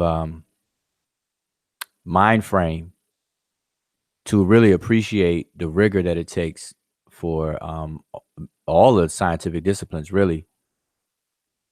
But this is no different. Did Asar leave out again? Okay. So yeah, so I'll just ramble on until he gets sorted. I think what Asar showed tonight, going over it, is necessary for people. Probably have to watch this a couple of times, especially if you're new to comparative linguistics in and of itself, and also you have to be familiar with propositional logic, where things are laid out. And see what I see. This is from what I see and experience. There's a lot of people who are not familiar with argumentation theory, which relies on logic. And you have a premise, and then from the premise, your argument unfolds. And so if you correctly argue, see, a lot of people think argument is an emotional win. Like you're trying to win just for the sake of winning. And so what I was taught in college is that when you debate, you're trying to, it's like playing chess with yourself. If you know how to play chess, if you don't know how to play chess, I recommend that you learn how to play chess. But learn how to play chess, but not only an opponent, but play yourself. Because when you play yourself in chess, the whole strategy changes. You're not trying to just beat somebody, because you're not going to beat yourself. You actually start to try to beat the squares on the board. So if you play both sides of the board, both colors, you're going to move each side for the best move. And then at the end of the whole game, the best move will win, not the best person. And so in scholarship, in argumentation, that's the ideal behind debating. You're supposed to make the best arguments, and whatever stands at the end is the highest probability of being real, true, et cetera, et cetera. But we get into fighting each other, personifying the arguments on each other, and want to win and beat this person, that person, and so on and so forth. And that was something that we were taught to avoid. Don't put your emotion into it. It's strictly logic. Logic doesn't care about your feelings. It doesn't care what side of the bed you woke up on, anything. You have to actually support, validate your premise, and your argument unfolds from there, and it's a logical flow. And one thing that sticks out, and I think Asar is ready, but one thing that sticks out is that you never, ever acquiesce to a faulty premise, because if you do, you will always be led to a faulty conclusion. And that's an easy rule to remember. And so when you understand that, then you know that you have to focus on the premise. Even before you get into the content of an argument, you got to, if the premise is wrong, everything is going to be wrong. And so I think what Asar has shown tonight and the other day was that the premise that people are standing on was never ever validated. There is no reason at all why the Kim in the word Kemet for the toponym of the country means black, because there's other words that have that consonantal cluster. So the question becomes, why choose the one for black? Did somebody just put it in a hat and pick it, say, okay, because I'm black and because I'm championing the black cause and pro-blackness, I'm going to choose that one. But anyway, sorry, I don't know if you straight. I'm still trying to get the. I just rebooted the other computer. I'm gonna see if that works, but I know this one's kind of slow and I'm breaking up. So I'm gonna try this one last time. Otherwise, we'll just have to suffer through it. So if y'all have any comments or something to that nature, just keep going. I fixed it. All right. So I was just explaining to the importance of understanding logic, and I know that everybody, the average person, we're in our lives, we don't have to focus on these things, but the thing is when you jump into the arena of sharing your claims, sharing your ideas, and then trying to defend them or challenge someone else, you have to understand the rules. And so therefore I suggest everyone to look up argumentation theory, okay, and look up propositional logic, and well, I should say first and foremost, definitely look up logical fallacies, because that's something that a lot of is violations everywhere. The most popular logical fallacy violation is probably the straw man argument, where somebody will listen to your argument, mischaracterize it, change it up in their head, and then argue against the made up argument that you never even made in the first place. And so I see that happen this weekend as well, about this issue, not just this weekend, but throughout, the heavy, long-lived debate about what Kemet means. And so now I know Asar is going over the meaning of Kemet. I think he's back now. So it looks like you're good to go. Yeah, I'm on. All right, so yeah, I'm gonna stop my rant. So yeah, so remember everybody, look up propositional logic, look up logical fallacies, make sure you study those, the do's and don'ts, and then also just understand that look up argumentation theory. The burden of proof is always on the claimant, not on the people will say, an alien did this, prove me wrong. That's the actual opposite of how this works. The claimant, the burden on the claimant. So these are little things that people just gotta have to understand. So anyway, I'm just ranting on it too.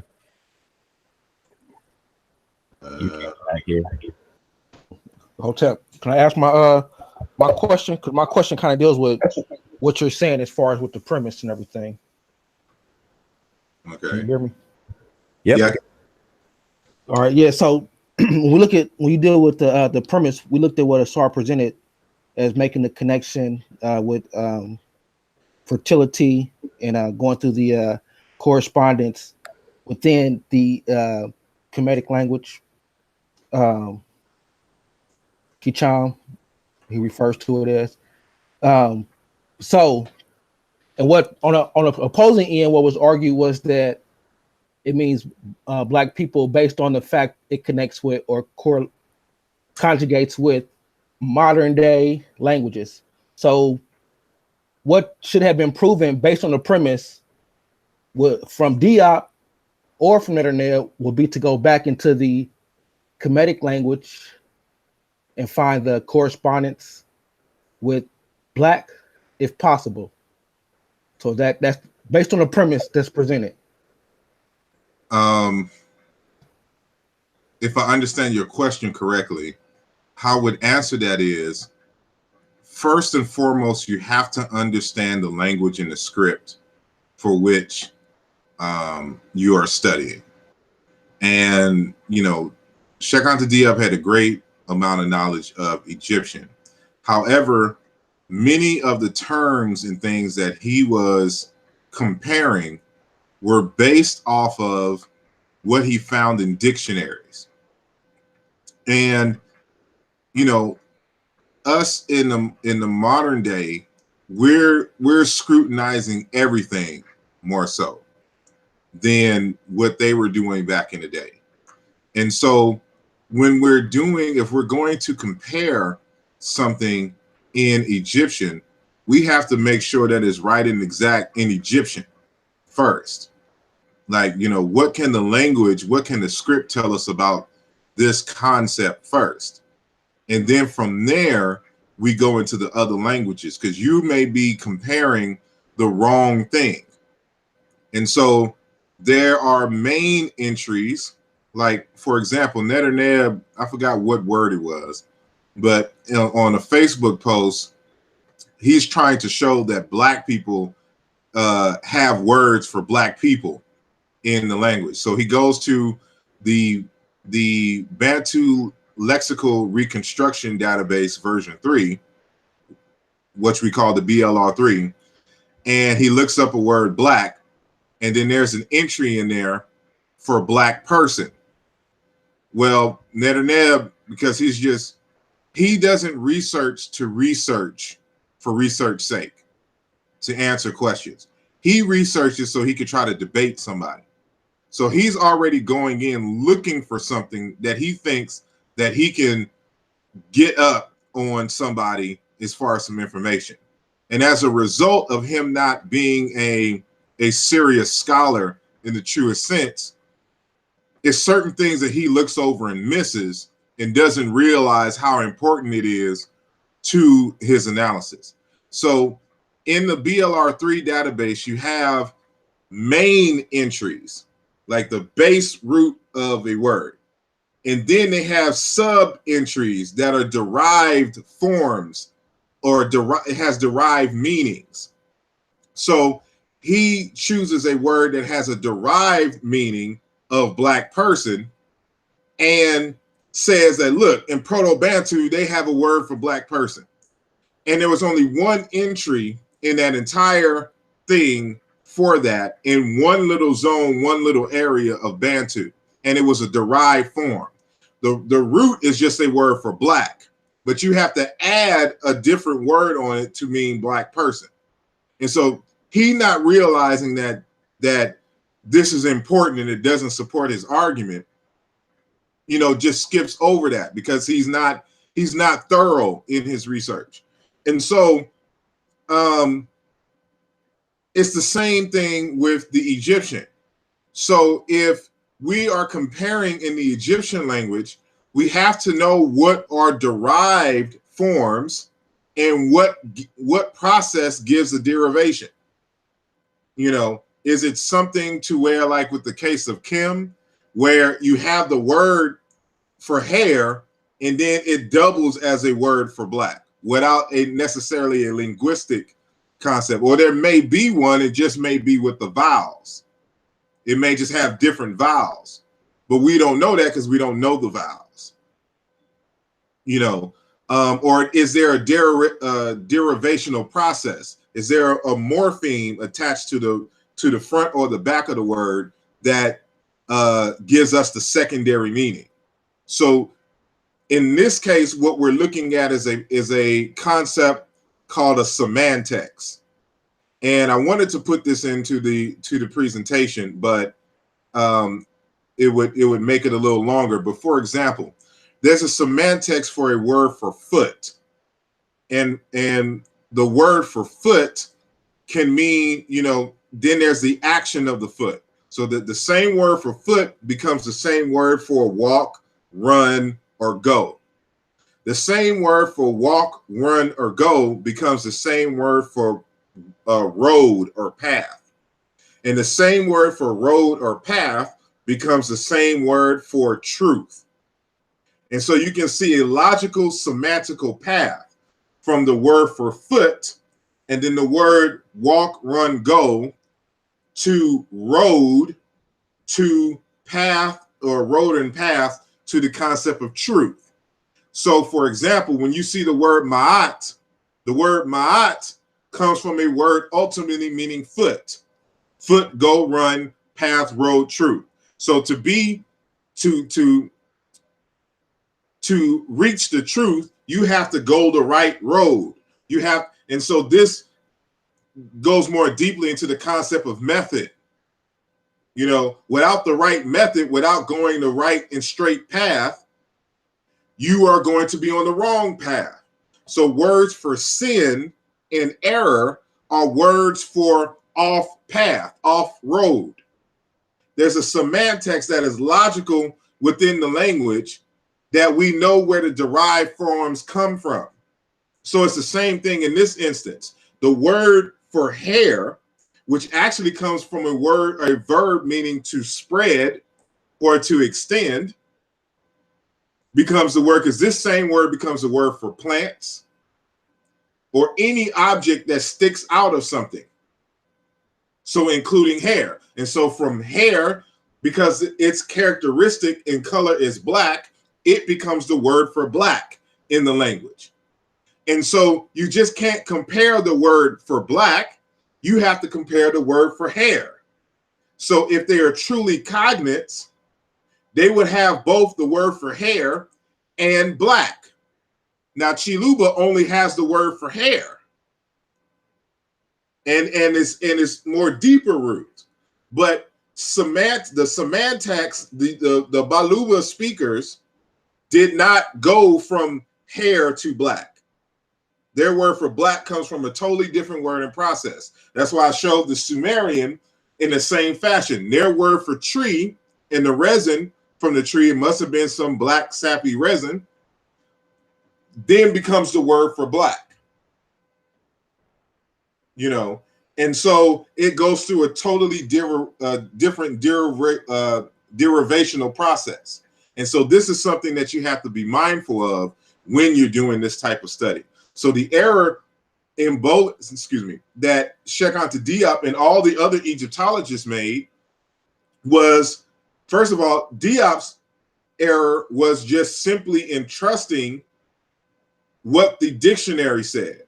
He never questioned that this, meaning was correctly attached to this word.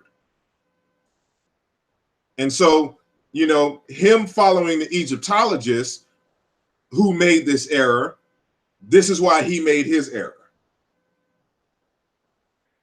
And so, what we have to do, since we're arguing in the conscious community that the white folks don't understand hieroglyphs, deeply, if that is the case, that means you have to start from scratch and make sure that every meaning and every hieroglyph and every kind of association attached to it is right and exact. So what is the methods that you have in place to verify that the Egyptologists are right or wrong? That's what you have to ask yourself. And so this is, try not to be long-winded, which I guess I am already at this point. I'm hoping that answers your question.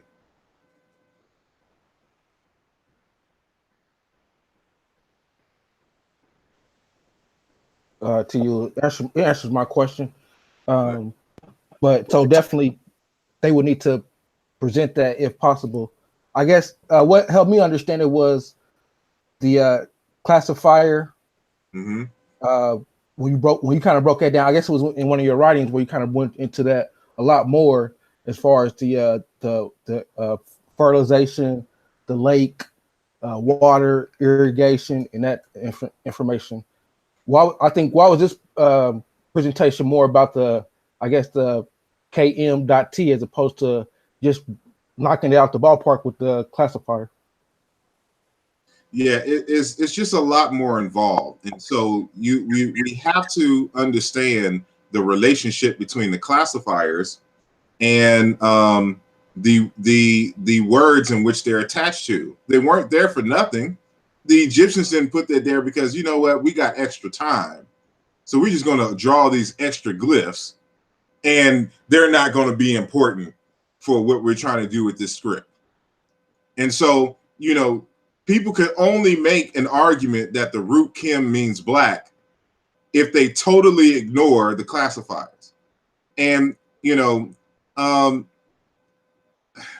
our good brother Netanyahu, you know, he tries his best, and I understand his history and all that, but, you know, when it comes to the scholarship, he's just lackadaisical, and he just doesn't want to do the work. And it's costing him as far as this particular research is concerned. And so, because he's so emotional, because he just wants to argue, he didn't want to research this on. This wasn't a research topic for him. He's just anti everything that that I talk about. So, you know, again, we have a history on Facebook. So every single thing that I come out with, he wants to argue against it for no reason, have no background in it. And so this is a research question for me, and it's been a research question for 20 years. And so he just wants to disagree for disagreeing's sake. And so he wants to jump into the fold without having any background in meta nature, without having any background in linguistics. And so now that he's read a few things, he's using linguistic jargon, all the context. He doesn't understand the basics. He doesn't understand the process. And so this is why he has to do 20 videos a day, you know, trying to reiterate his point, because he knows he's not making sense and he cannot demonstrate his point. And so he misunderstands what I say. So when I asked him the question last week, give me one example of the word Kemet for the toponym, the name for the toponym, the place name, being suffixed or terminated with a glyph for color, of course he couldn't come up with one because it doesn't exist. And so now he interprets this as me saying that you must have the color glyph for every example of the word Kim. I never said that. I said at least one example. So you can't come from no examples to saying that, you know, the ancient Egyptians didn't have to write the classifiers, you know, or the determinatives each time. And so you can only not write the determinatives when you already have examples of the word with the determinatives. So how do you know that they're not writing the determinative unless you have some examples of the word with the determinative? So you can't have a short form without a long form. So we know that the triliteral, you know, for the Ankh, the famous Ankh symbol, is Ankh because there's a full representation with the single monosyllable, with the monoliteral glyphs. That's the full form. So we have that example, and then we can go to the Ankh, the singular glyph, the triliteral, and say that this is a short form of the longer variation of the word. But you can't say that Kemet without the quote unquote D3 hair glyph or the N33 mineral glyph for colors is the short form of the word if you don't even have one example of the long form. And so it just never occurred to him that he could be wrong. And so he's trying everything in his power, everyone that I've debated on this issue, from the most senior Egyptologist to the most senior linguist. There's a reason why his quote unquote linguists and others won't come publicly and debate me on this issue, because it's not their research question. They haven't researched it. They're just joining in and just agreeing with him for no reason. But you see, when we go into the details, is something that you can't maneuver. When I come out with the article, I'm making sure that you have no wiggle room. You can't go nowhere in the argument.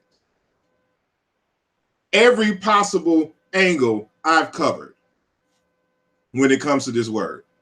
And people just have to come to the realization that the word Kemet, the place name, doesn't mean black. It is a word for a place with a land with water, a river running through it.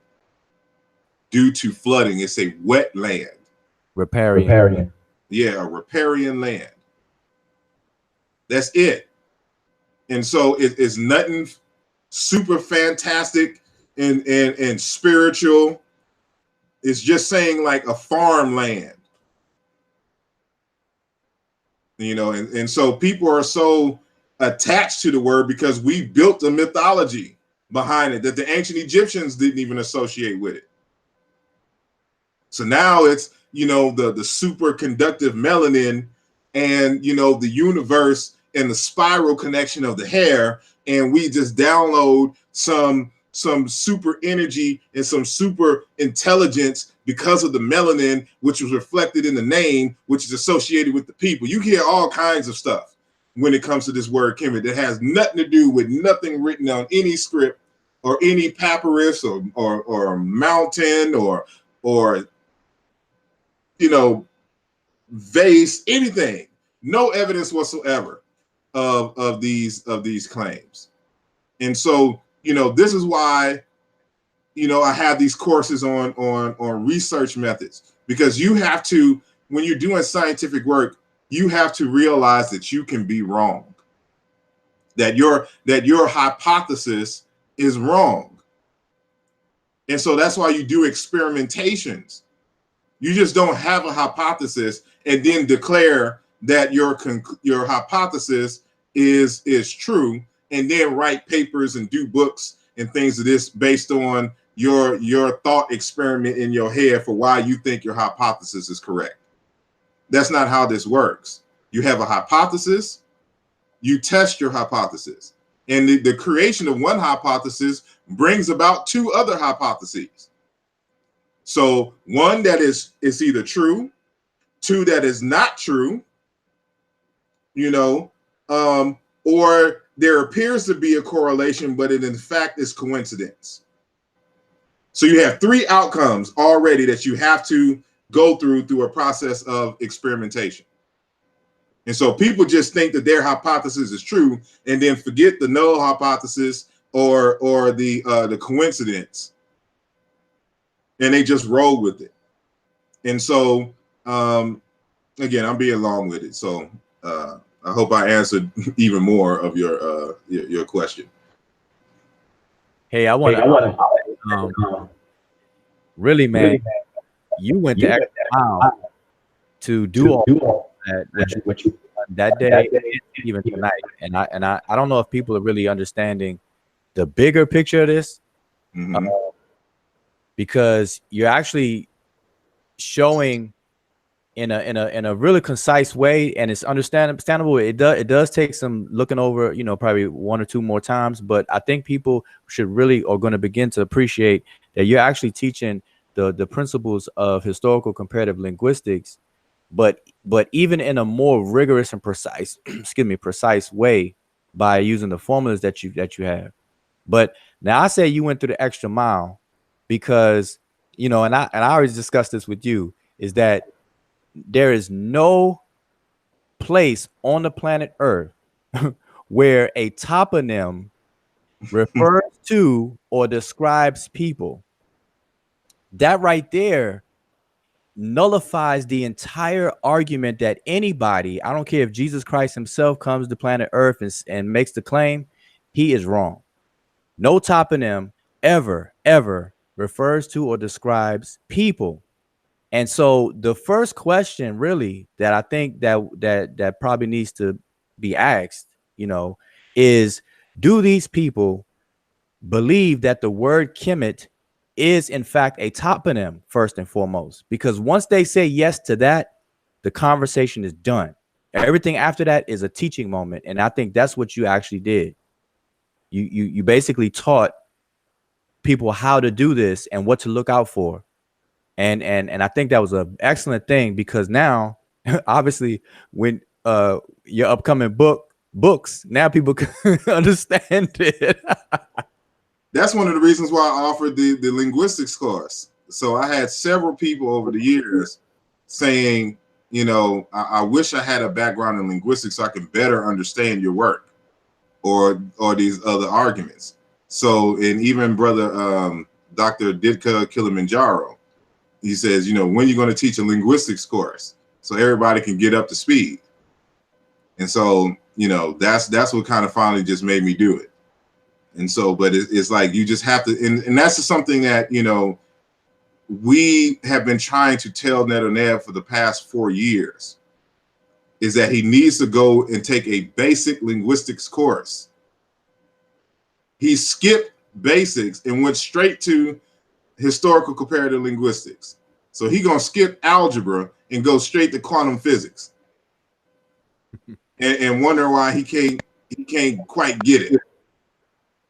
Yeah, but I swear everything you did was really extra credit, because you know, at no point, and that was even misunderstood. I know you saw, you know, when I posted that about the toponym, like that stops the argument part of it. That takes the heat and the argument part out of it, and then it opens the door for people to be taught.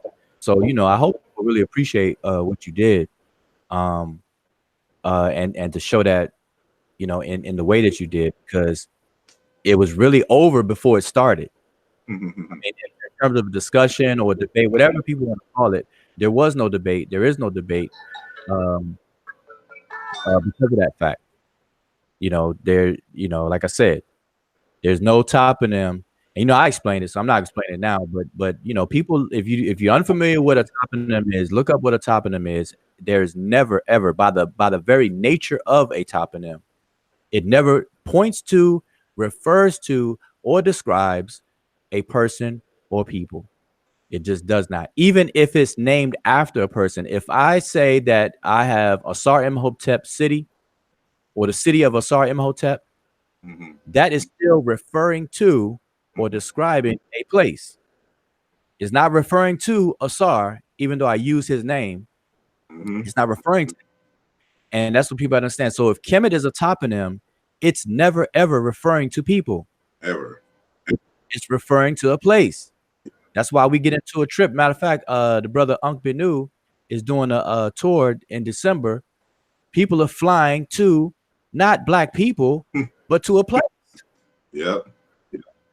The Arab Republic of Egypt was once called Kemet, a place on a map. So anyway, that's that. Yeah, you know, that's whole take on the whole thing for some of them to get, and you know, it's it's like, you know, as I was telling who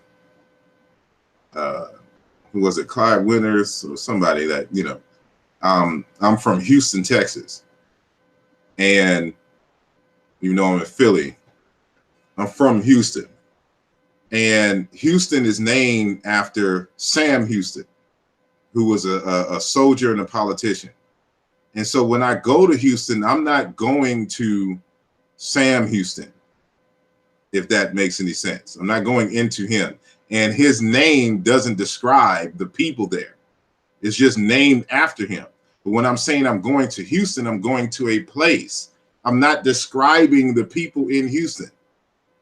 And so not only that, you know, one of the issues that I brought up several times throughout this 20-year process is, can we show in Africa a tradition, a pattern of people naming themselves after physical characteristics, not other people naming them naming themselves.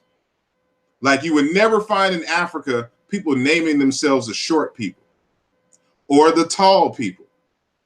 Because if everyone in the village is basically the average height, they're pretty much the same. Nothing distinguishes them within themselves that they would have to name themselves that.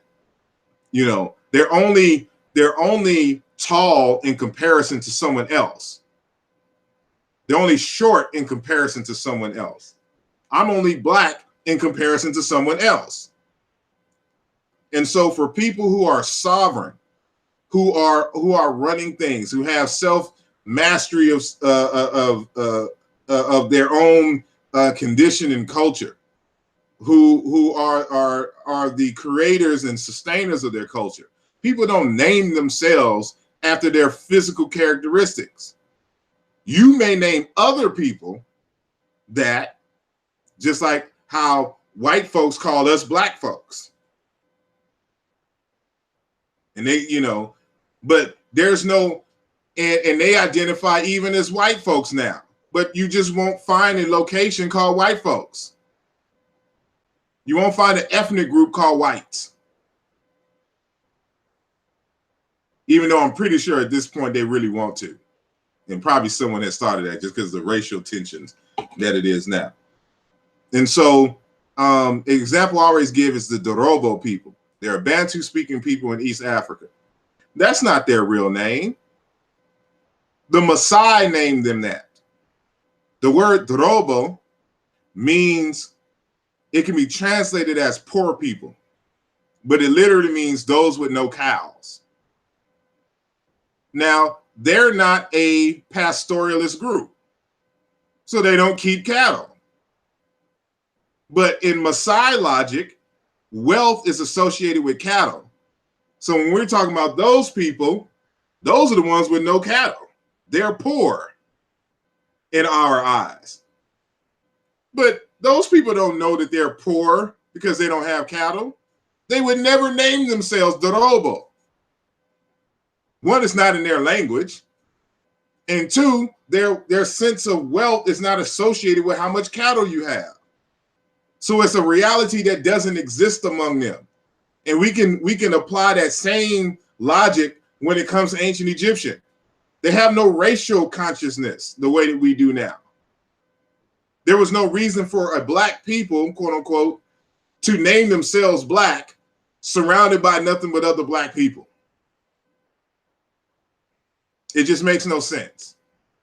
Yeah, and why black? Why because we know that we use the word black, but we're not. It's not like people are actually black. You do find people who are black, yes, who are dark, but why just black? Because we know that it is us who use that word, but why would people living in ancient times use that word? What would make them look at themselves or their skin and actually say brown skin is black? Mm-hmm.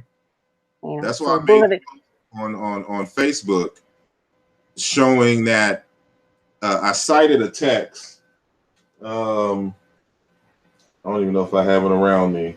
Yeah, I do. It's African anthroponymy, an ethnopragmatic and morphophonological study of personal names in Akan and some African societies. So I think it's on page 42. Yeah, because I've been studying this for a while, so I done looked at this at every angle. So one of the first questions that I asked, well, what is the pattern? What is the tradition of naming in Africa? What is the inner logic and what is the motivation behind naming practices in Africa? So I picked up a few books on naming practices. And so one of the books that I mentioned is the one that I just named here. And so in this text among the Akan, there's a section, a chapter on birth circumstances names. And so these are names, personal names that are associated with the circumstances of your birth. And so a subheading under that is physical characteristics, anthroponyms. And so it says here, for example, in a Akan society, one's physical characteristics at birth may form one of the bases of one's name. A child born with a light skin may be named Brony, one from beneath the horizon, or white-skinned, or Imfurani for a Fulani.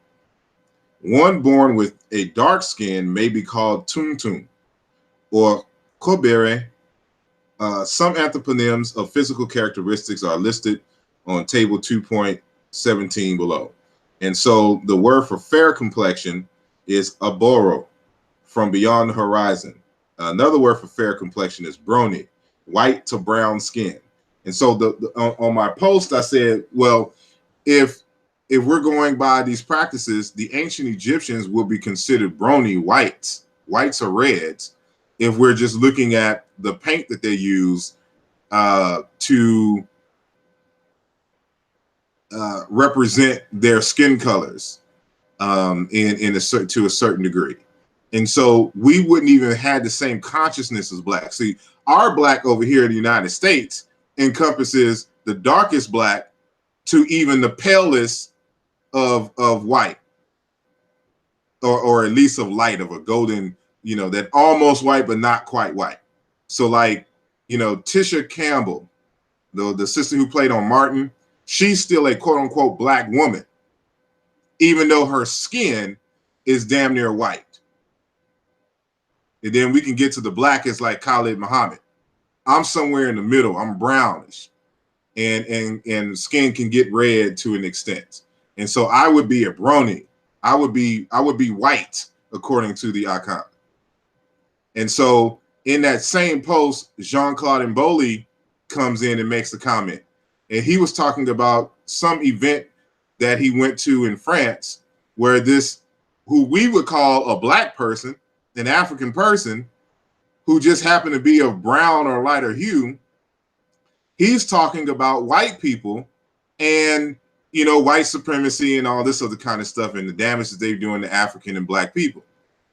And in Mboli's mind, in his just straight coming out of the Congo African mind, he's like, what are you talking about? You're white too. Now, it's unfathomable for us because all these shades are black for us. So that's why we consider the ancient Egyptians, quote unquote, black. But they wouldn't be black in many African societies. They would be red to white. And so we can't take, it's a logical error called a transubstantive error, where you try to take, a reality in one sphere and then try to transfer it wholeheartedly without some kind of adaptation into another sphere. So we take racism, white supremacy in the modern era, and we try to plant that logic, or that ill logic to be exact, amongst the ancient Egyptians and give them a racialized consciousness, which they did not have. And so that's why it's hard for people, especially here in the West, to fathom that the word Kemet cannot mean anything other than black. Because for them, well, the Egyptians are black, the name must be referring to them because they can't get out of racial thinking. And so I'll leave it at that. Yeah, I wanted to add, this is something that I went over at least twice on Facebook, is that if people were to just calm down and chill out, and they were to go and just peruse their minds, right? Not you don't even take a lot of research at first. Just do this. People just peruse through their mind and just picture all of the Egyptian scenes from primary artifacts that they could ever remember seeing, whether it's from online, them taking a trip to Kemet themselves, or museums, or whatever the case is. And I'm gonna tell you, 99% of all of the males are depicted in a pigment that's referred to as desheret or desher, which covers the reds and the browns. Brown is included in the red range. Colors have a range. They're not definitive, and that's why we say reddish brown and stuff like that. But if you think about it, the national color that all the scribes used from the first dynasty all the way until the fall of Kemet, when you look at all the artifacts, the majority, I say 99% of them, are shown with this standard, this scribal artistic standard of this reddish brown pigmentation. And so, that's when they painted themselves. When they painted their southern neighbors, they always painted them darker, be it jet black or just a very, very, very dark brown. But the point is, the contrast was the Egyptians were a reddish brown and the southern neighbors were darker than whatever that was. And so if they're going to name their country after their skin color, then why would they paint their southern neighbors the color that matches their name? If Kemet means black, why would they paint their southern neighbors black and themselves Deseret or Desher or reddish brown? It makes absolutely no sense. So these are just logical, these are reasoning exercises people could do. Just reason it out, you know, and do the exercise. Go Google, just Google ancient Egyptian scenes. And if you got a big monitor, Google it, maximize your screen, and step back. And you tell me what the dominant color that you're gonna see on the screen. Reddish brown, not black. Period. I mean, you know, so the whole red and brown or red and black issue is null and void because the Egyptians painted themselves Deseret. There's a text that I showed where they mention that the color of the Egyptians are painted the same color as the body part of the baboon, which is known as Deseret. Red. Yeah. And then if you take it to its logical conclusion, we know, for example, that the southern was represented by the color red, and then the northern by the color white. So, you know, by using their logic, the white folks lived in Upper Egypt, red folks lived in Southern Egypt. Yeah. And, you know, I put forth the hypothesis based on some other circumstantial evidence that at least red and white, the reason for the colors, those two in terms of separating the land, has to deal with a certain occupation. So the white having to deal with agriculture, and then the red having to do with pastoralism. And so that same, you know, for those who don't know, most of the pastoral lands was in the Delta region.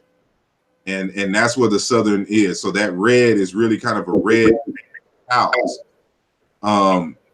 And the same color scheme in terms of north and south and representation is present among the Dogon. And I mentioned that in the text. And so, you know, these colors can have other other things. And so we just don't have full access to this. And so we have to go do a roundabout way. But to make this about race at a time where race wasn't a construct, you know, for them at least, it's just asinine and just backwards. Yeah, and there's an example of a phrase called hedge ta.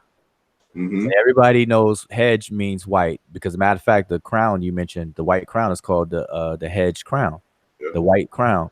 But there's an area called hedge ta, ta meaning land or earth, and then hedge meaning light, bright, and white. So does that mean that people living in this area, hedge ta, are white? Or more than that, is the ground white? Yeah, or is the ground right because it says hedge ta, not knowing that colors are used as taxonomic or ontological labels to classify things, like how you said, classify pastoral ways or agricultural ways, you know, and that's the significance of the blue crown that deals with war, that the certain kings wore at the time. So yeah, I mean, we can go on, and I know I don't know if we're going into 3 hours, but I think we're going into 3 hours now. So I try to avoid the long videos, but you know, that's why I don't do them frequently, because I know we go and I want to give people a chance to sit through it if they're not doing it live. So I'm just going to end it. So unless anyone on the panel has a question, I'll give you an opportunity. All right, go ahead. So why you didn't pay attention to the adjective? That's what his argument. He argued about the adjective so much. Okay. Nah, I ain't gonna, that was it. You did good, man. Appreciate it. I'm sorry, I didn't understand your question. Nah, it wasn't a question. I was just saying why you didn't pay attention to the adjectives. And see, this is how I know that he wasn't paying attention. You know, have you ever been in a conversation with somebody and y'all are at the ends of a particular point, or and so, you know, either you find yourself or you find the other person really not paying attention. They're just waiting on their turn to say their point instead of listening to the points that you make and listening for understanding. Like you can tell that the entire time that, because I went first, that he was just waiting on his turn. He wasn't listening, paying attention.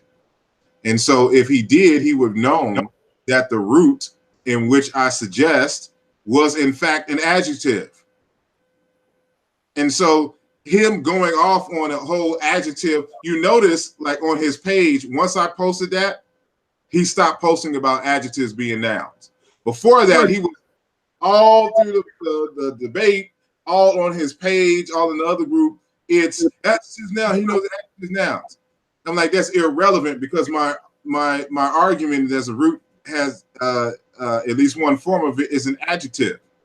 So when you're talking about wet, irrigated, you know, damp, moist land, these are adjectives.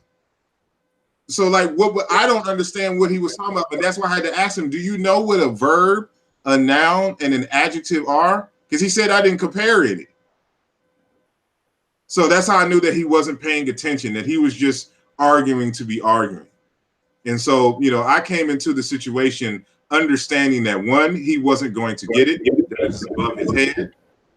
Two, he was just going to be arguing because we have this history with him. And three, he was going to get very emotional once you question the logic of his positions. And so I wasn't dealing with him. My purpose of even engaging that was to teach the public.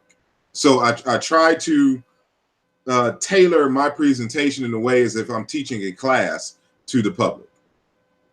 And so it's kind of in the same fashion in which I did now. I wasn't debating him. It's not going to be a debate with him. He's not mature enough to have a civil discussion, because every time you disagree with him, he gets emotional and wants to fight and calls you all kinds of names. And we have a long history of record of him doing this.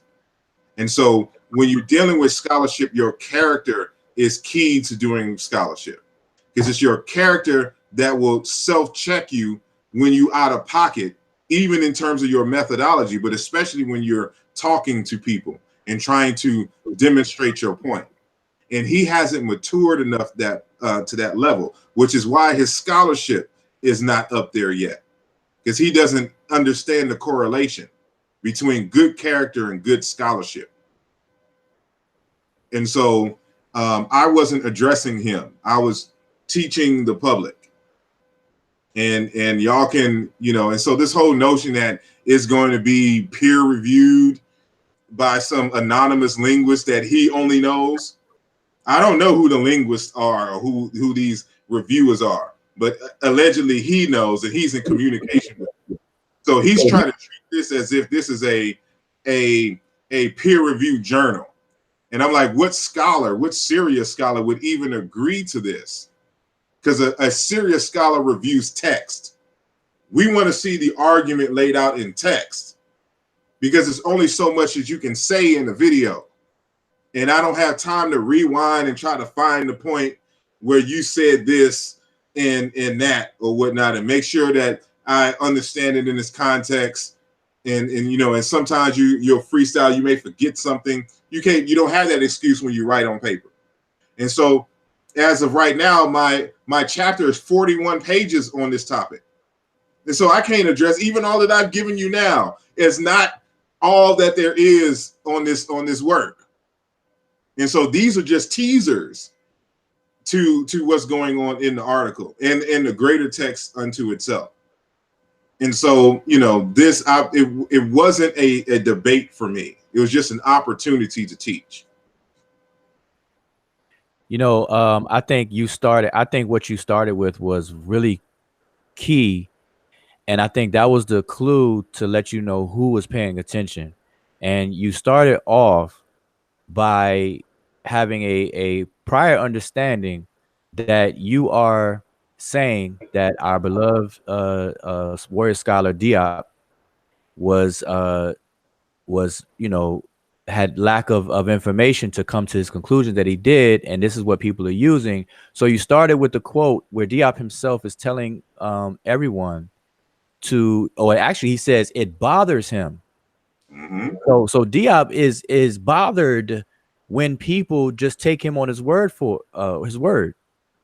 So everybody who's doing it is bothering Diop. So what I saw is that you have more respect for Diop than those kinds of folks, because you're actually listening to what Diop said, and you're the one who's not bothering him, because you're the one who's don't take him for his word for it. And you check behind him and you say, oh, lo and behold, we have new data today and things available to us today. So we can't really blame or it's not a matter of saying Diop was wrong as a put down, because everybody knows Diop is, the modern day Imhotep, the genius of our day. But even still, we all can make mistakes. But I'm saying I think that you started that, and that should let everyone know who paid attention, because anybody who after the event came after that and tried to insinuate that how dare you say Diop is wrong or Diop assumes and all this and that, did not pay attention, because you were actually challenging the assumption, the very premise that Diop failed to validate. And that's what I think people meant. That kind of ties into Antoine's question too, is because why choose the black word, the black one? Like out of a list of 10 possible meanings of the KM cluster, why did people choose the one for black? What is the rationale and the demonstration to why that was chosen? And that's what I saw that you questioned from the first slide, from the very first, after you the first couple of slides. I mean, Dr. Ma went through this process as well. So if you remember one of the debates or one of the discussions, I think the science discussion we had in New York, she found the flaw in one of Diop's calculations in, I think, Civilization of Barbarism, in terms of the calculation of the pyramid. So he did the Pythagorean theorem wrong. And so, with her being a electrical engineer, she has a scientific background, says, especially one heavy in math. So she was able to go into the text and demonstrate that he got that incorrect and just corrected the situation and then just move on from there. But she got the same thing. How do you go against, saying Diop? And it's not going against Diop. It's pointing out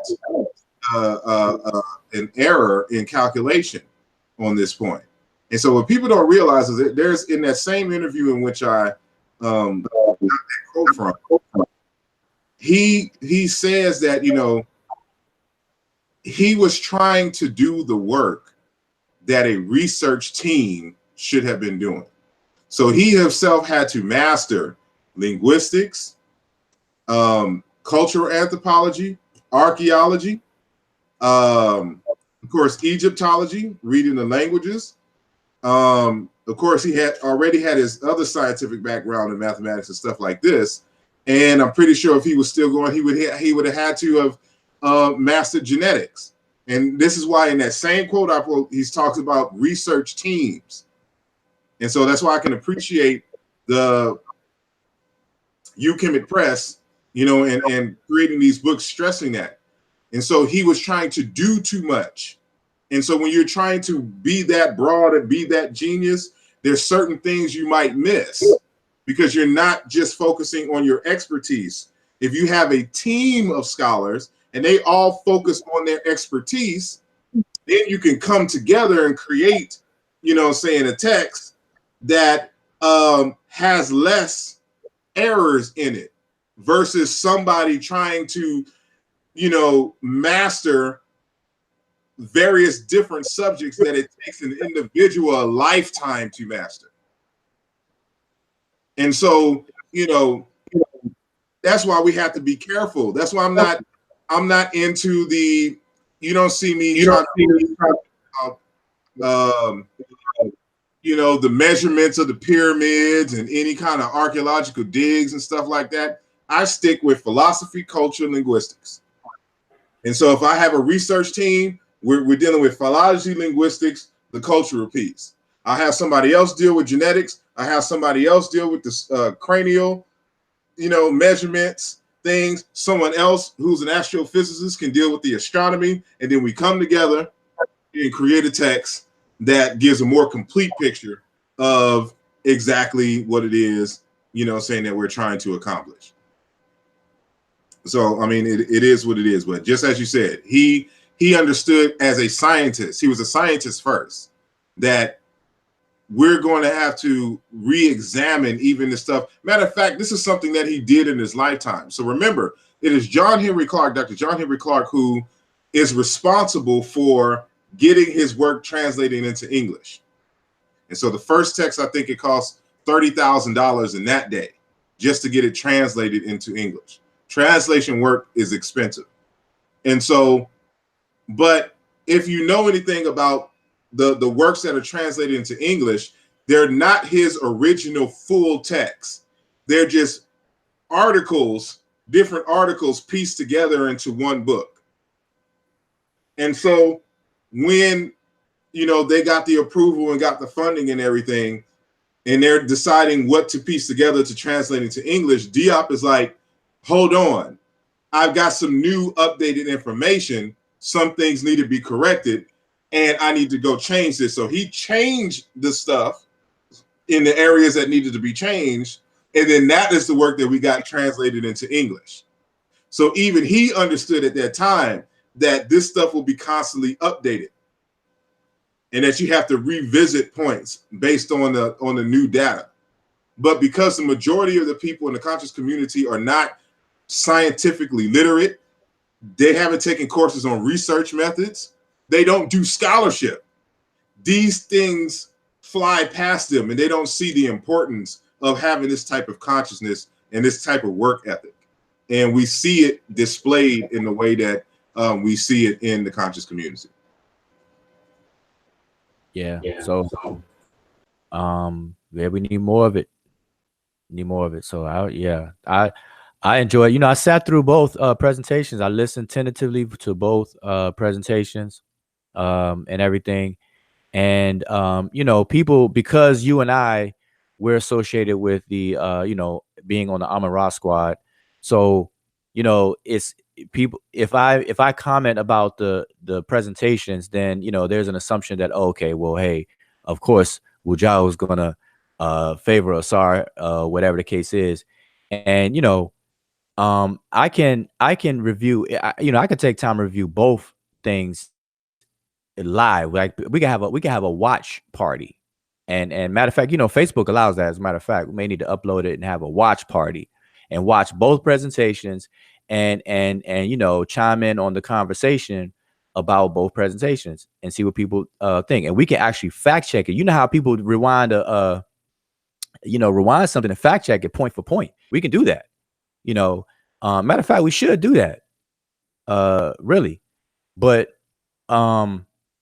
yeah, so I enjoyed the conversation. But what I did notice, though, I noticed that you in your presentation, you it was just a totally different flavor, different feel to the presentation in terms of the art. It definitely like you were just teaching, whereas Netaneb was addressing you, you know, and actually showed that he misunderstood you and the overall topic question, because I didn't hear you ever say this either on Facebook or in the presentation, say that there's no such thing as an adjective black in the Egyptian language, nor did anybody ever say that you can't find a cognate for it, that adjective, in related African languages. That was never the topic, never the question. The question was, does the toponym that's used for the name of the kingdom, the polity, the state, or the world's first confederation, does that mean black people? And from the get-go, the question itself stabs itself in the back. A toponym never refers to people.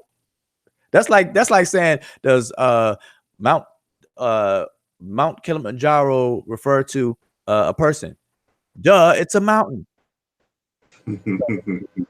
So you know, but yeah, again, we I think we're going on 3 hours now. So yeah, I got a question. It's off topic though.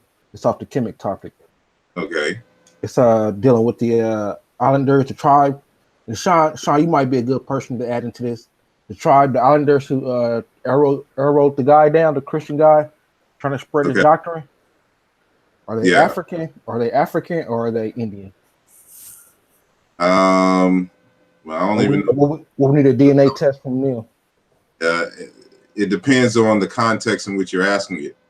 You know, if you believe that all humans come out of Africa, and you know, and basically to be African is to be human, then they are Africans. But you know, the concept of an Africa itself did not exist prior to 1884. And so since they've been there for 50,000 years, they cannot be Africans. You know, they're still human beings. They're still what we would consider black human beings, but they don't have any languages that are related to the languages in Africa. There's just, you know, that's another subject in of itself as well, as trying to make everyone African just because they have dark hue or big lips. Again, we try to fight against the European non-scientific racial taxonomic process or logic, and then we at the same time utilize it, adapt it, and apply it in our arguments for our own self-identification. And so if race is a social construct, as attested in if I remember in Bowley's reply to that post that I made earlier, he said in that reply that that's when he realized race was a social construct, because he's calling people of my hue white. You know, my skin color and lighter are white. So Ujaru is white. You know, I'm white. You know, Emiket may be black in his language, and Brother Kofi would be black. You on the edge there, brother.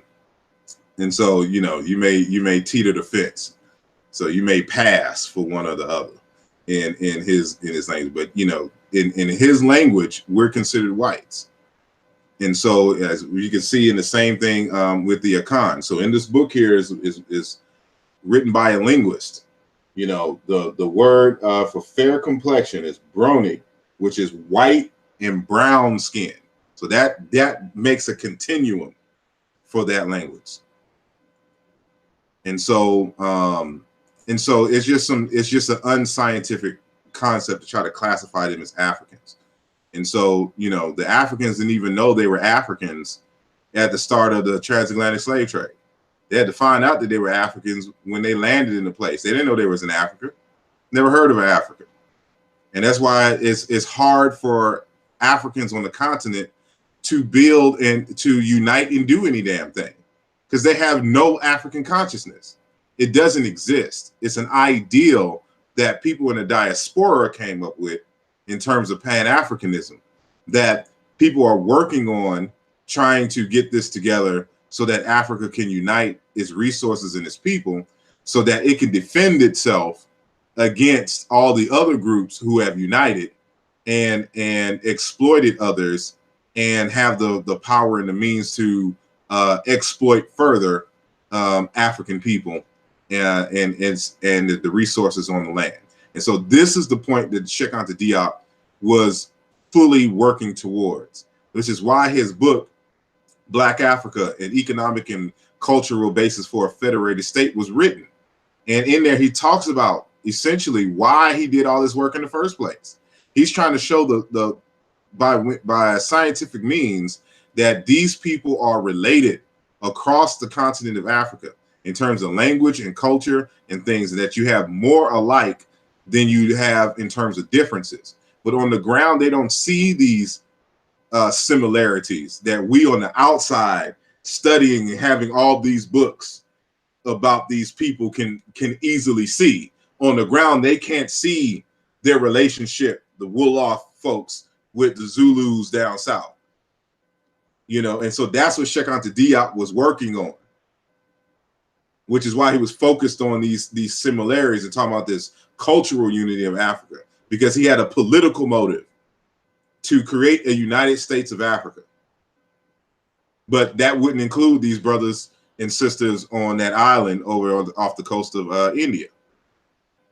And so, I mean, it is what it is. You know, they're African, but if you want to talk about human beings, Homo sapiens sapiens, but they're not Africans in the sense of how we modern categorize, because that's just really, we're just talking about human beings who exist, who have been existing in the same place, you know, within a given territory that is arbitrary, that we made up. And so there's no natural landmass called Africa. You know, you can quote unquote walk into Asia, and then you can walk into Europe in Asia. You can just swim a few feet from Morocco into Spain. You know, these are arbitrary borders. And so they do not scientifically define any group. And so we got to understand it as that. So based on these arbitrary borders, they are not African people. About scientifically. Scientifically, they're just Homo sapiens sapiens. So the concept of Africa is non-scientific. It just depends on who you ask. So, you know, if you ask Molefe Kete Asante and Dr. Amma Mazama, the people in the Middle East are not Africans. But you ask Km.t, Runoko Rashidi, Dr. not Ali, but Wesley Muhammad, and a few others, the Middle East is just Africa's northeast extension. And so you know what the ramifications for that is. So that means Islam is African, Christianity is African, Judaism is African. These are African religions. These are African people, because that's where they're born and exist at.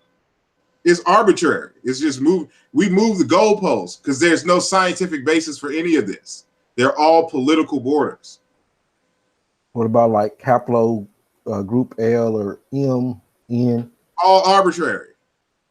You can scientifically name them, but there's no correlation between how a haplogroup morphs in terms of its shape and based on if they stepped over into Asia or not, because the haplogroup doesn't know it's in Asia. That's a social border. That's a social concept. And so this is what, you know, you really need to read the works of like Schleiermacher Keita, and I like the way that he discusses this. So in my research methods class, I give the students this book here.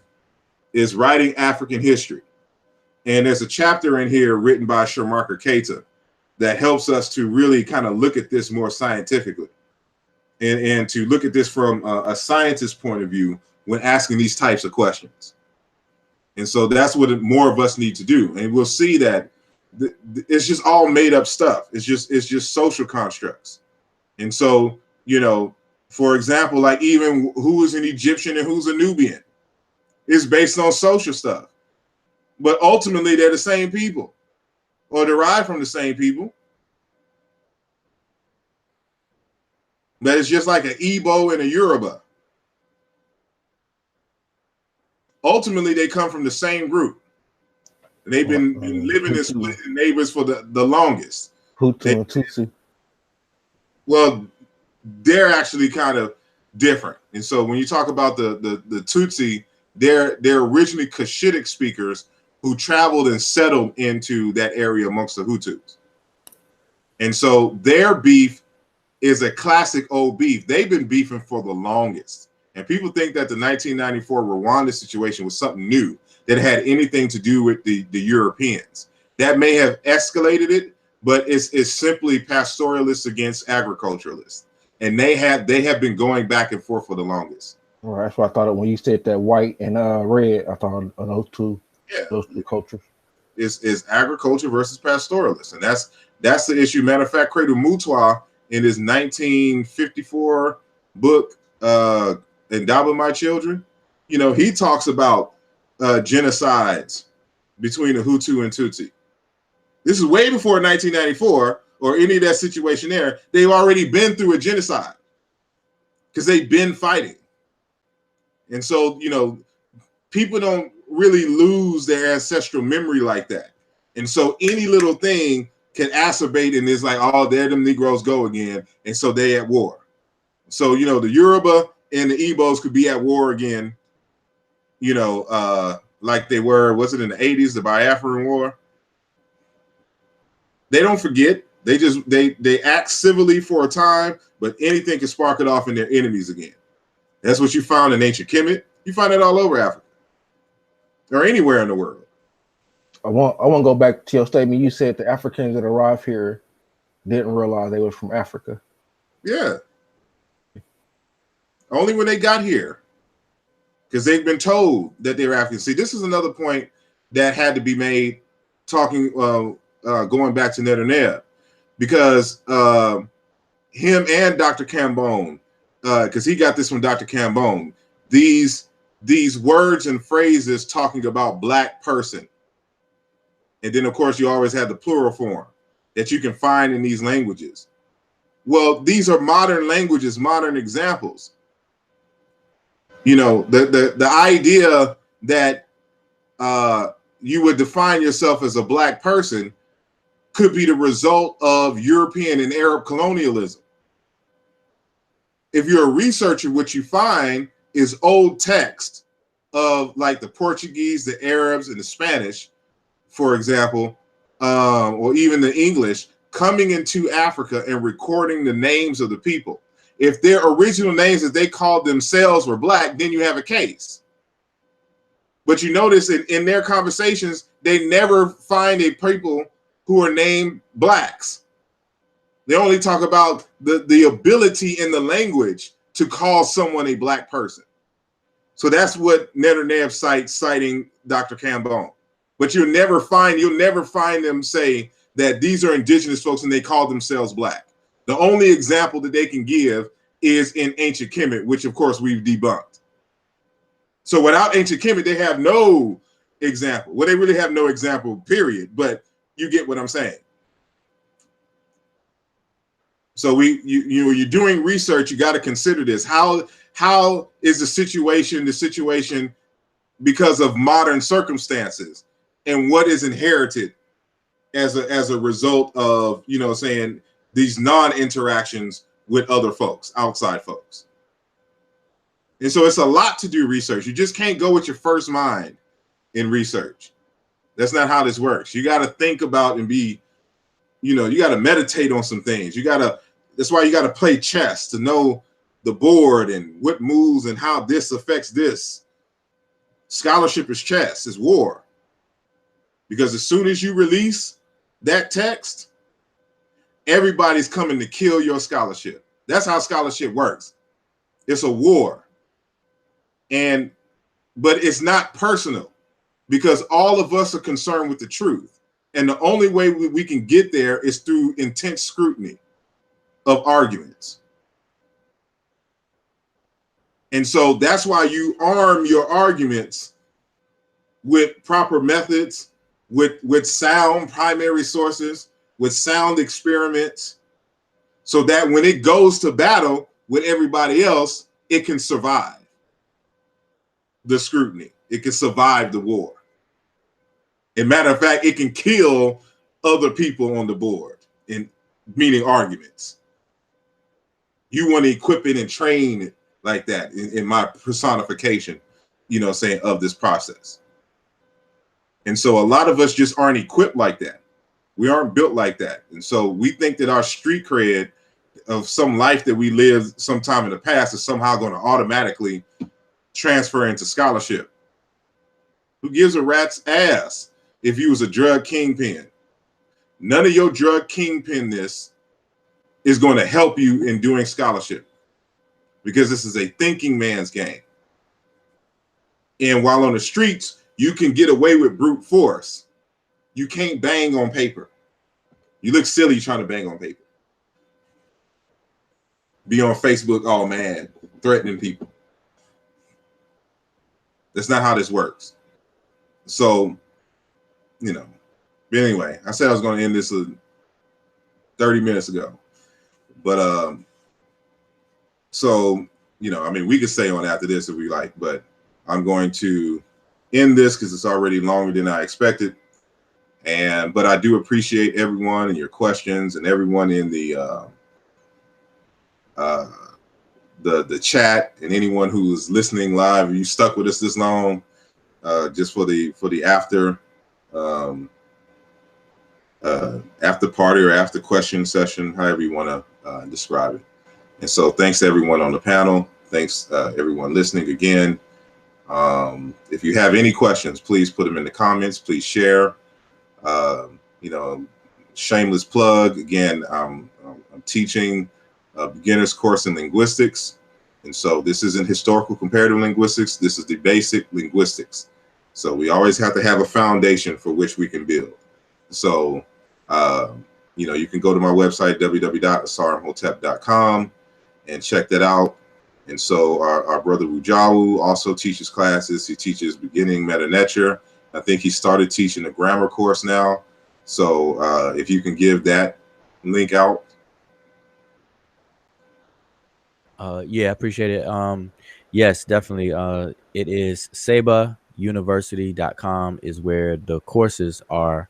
But we also have a website that's information in the home of the Seshu Mani Meta Nature, which is seshmedunature.com. So those two websites, seshmedunature.com and sebauniversity.com, both the beginner's course, a course in the script headed by Emiket, Senator Emiket, and then the grammar is underway. Yep, appreciate that. All right. And brother Kofi with the Mosi Warrior Clan, how can they see your videos that y'all be doing on West Africa and African spirituality and the like? Where can they find you? You can find us on YouTube on Mosi Warrior Clan YouTube channel. We do some every Sunday at 2 p.m. Central Standard Time. Also, you can find me on Kofi Paisa TV, where we do something every Sunday at 6 p.m., whether it's me doing a presentation or some of the other brothers or some of the other session members doing a presentation. You can also find the Mosi Warrior Clan on Facebook, the Mosi Warrior like page, where we upload West African information as well as East Africa, North Africa. We're trying to cover the whole continent now, but our specialty is in West Africa. So check out both of those platforms on YouTube and on Facebook. All right. And am I missing anyone in terms of platforms or anything to this nature who's on the panel? I think everyone else is just really just connected to the same entities. And so, of course, you can check out the Amara Squad media page and amarawsquad.com. And, you know, the Black Dot Center in Atlanta, Brother Unk, and, you know, everybody. So we all doing things, big things. And so 2019, we're taking heads, you know, in 2019. So this is just the beginning. So again, I love you all, and see y'all on the flip side. Hotep.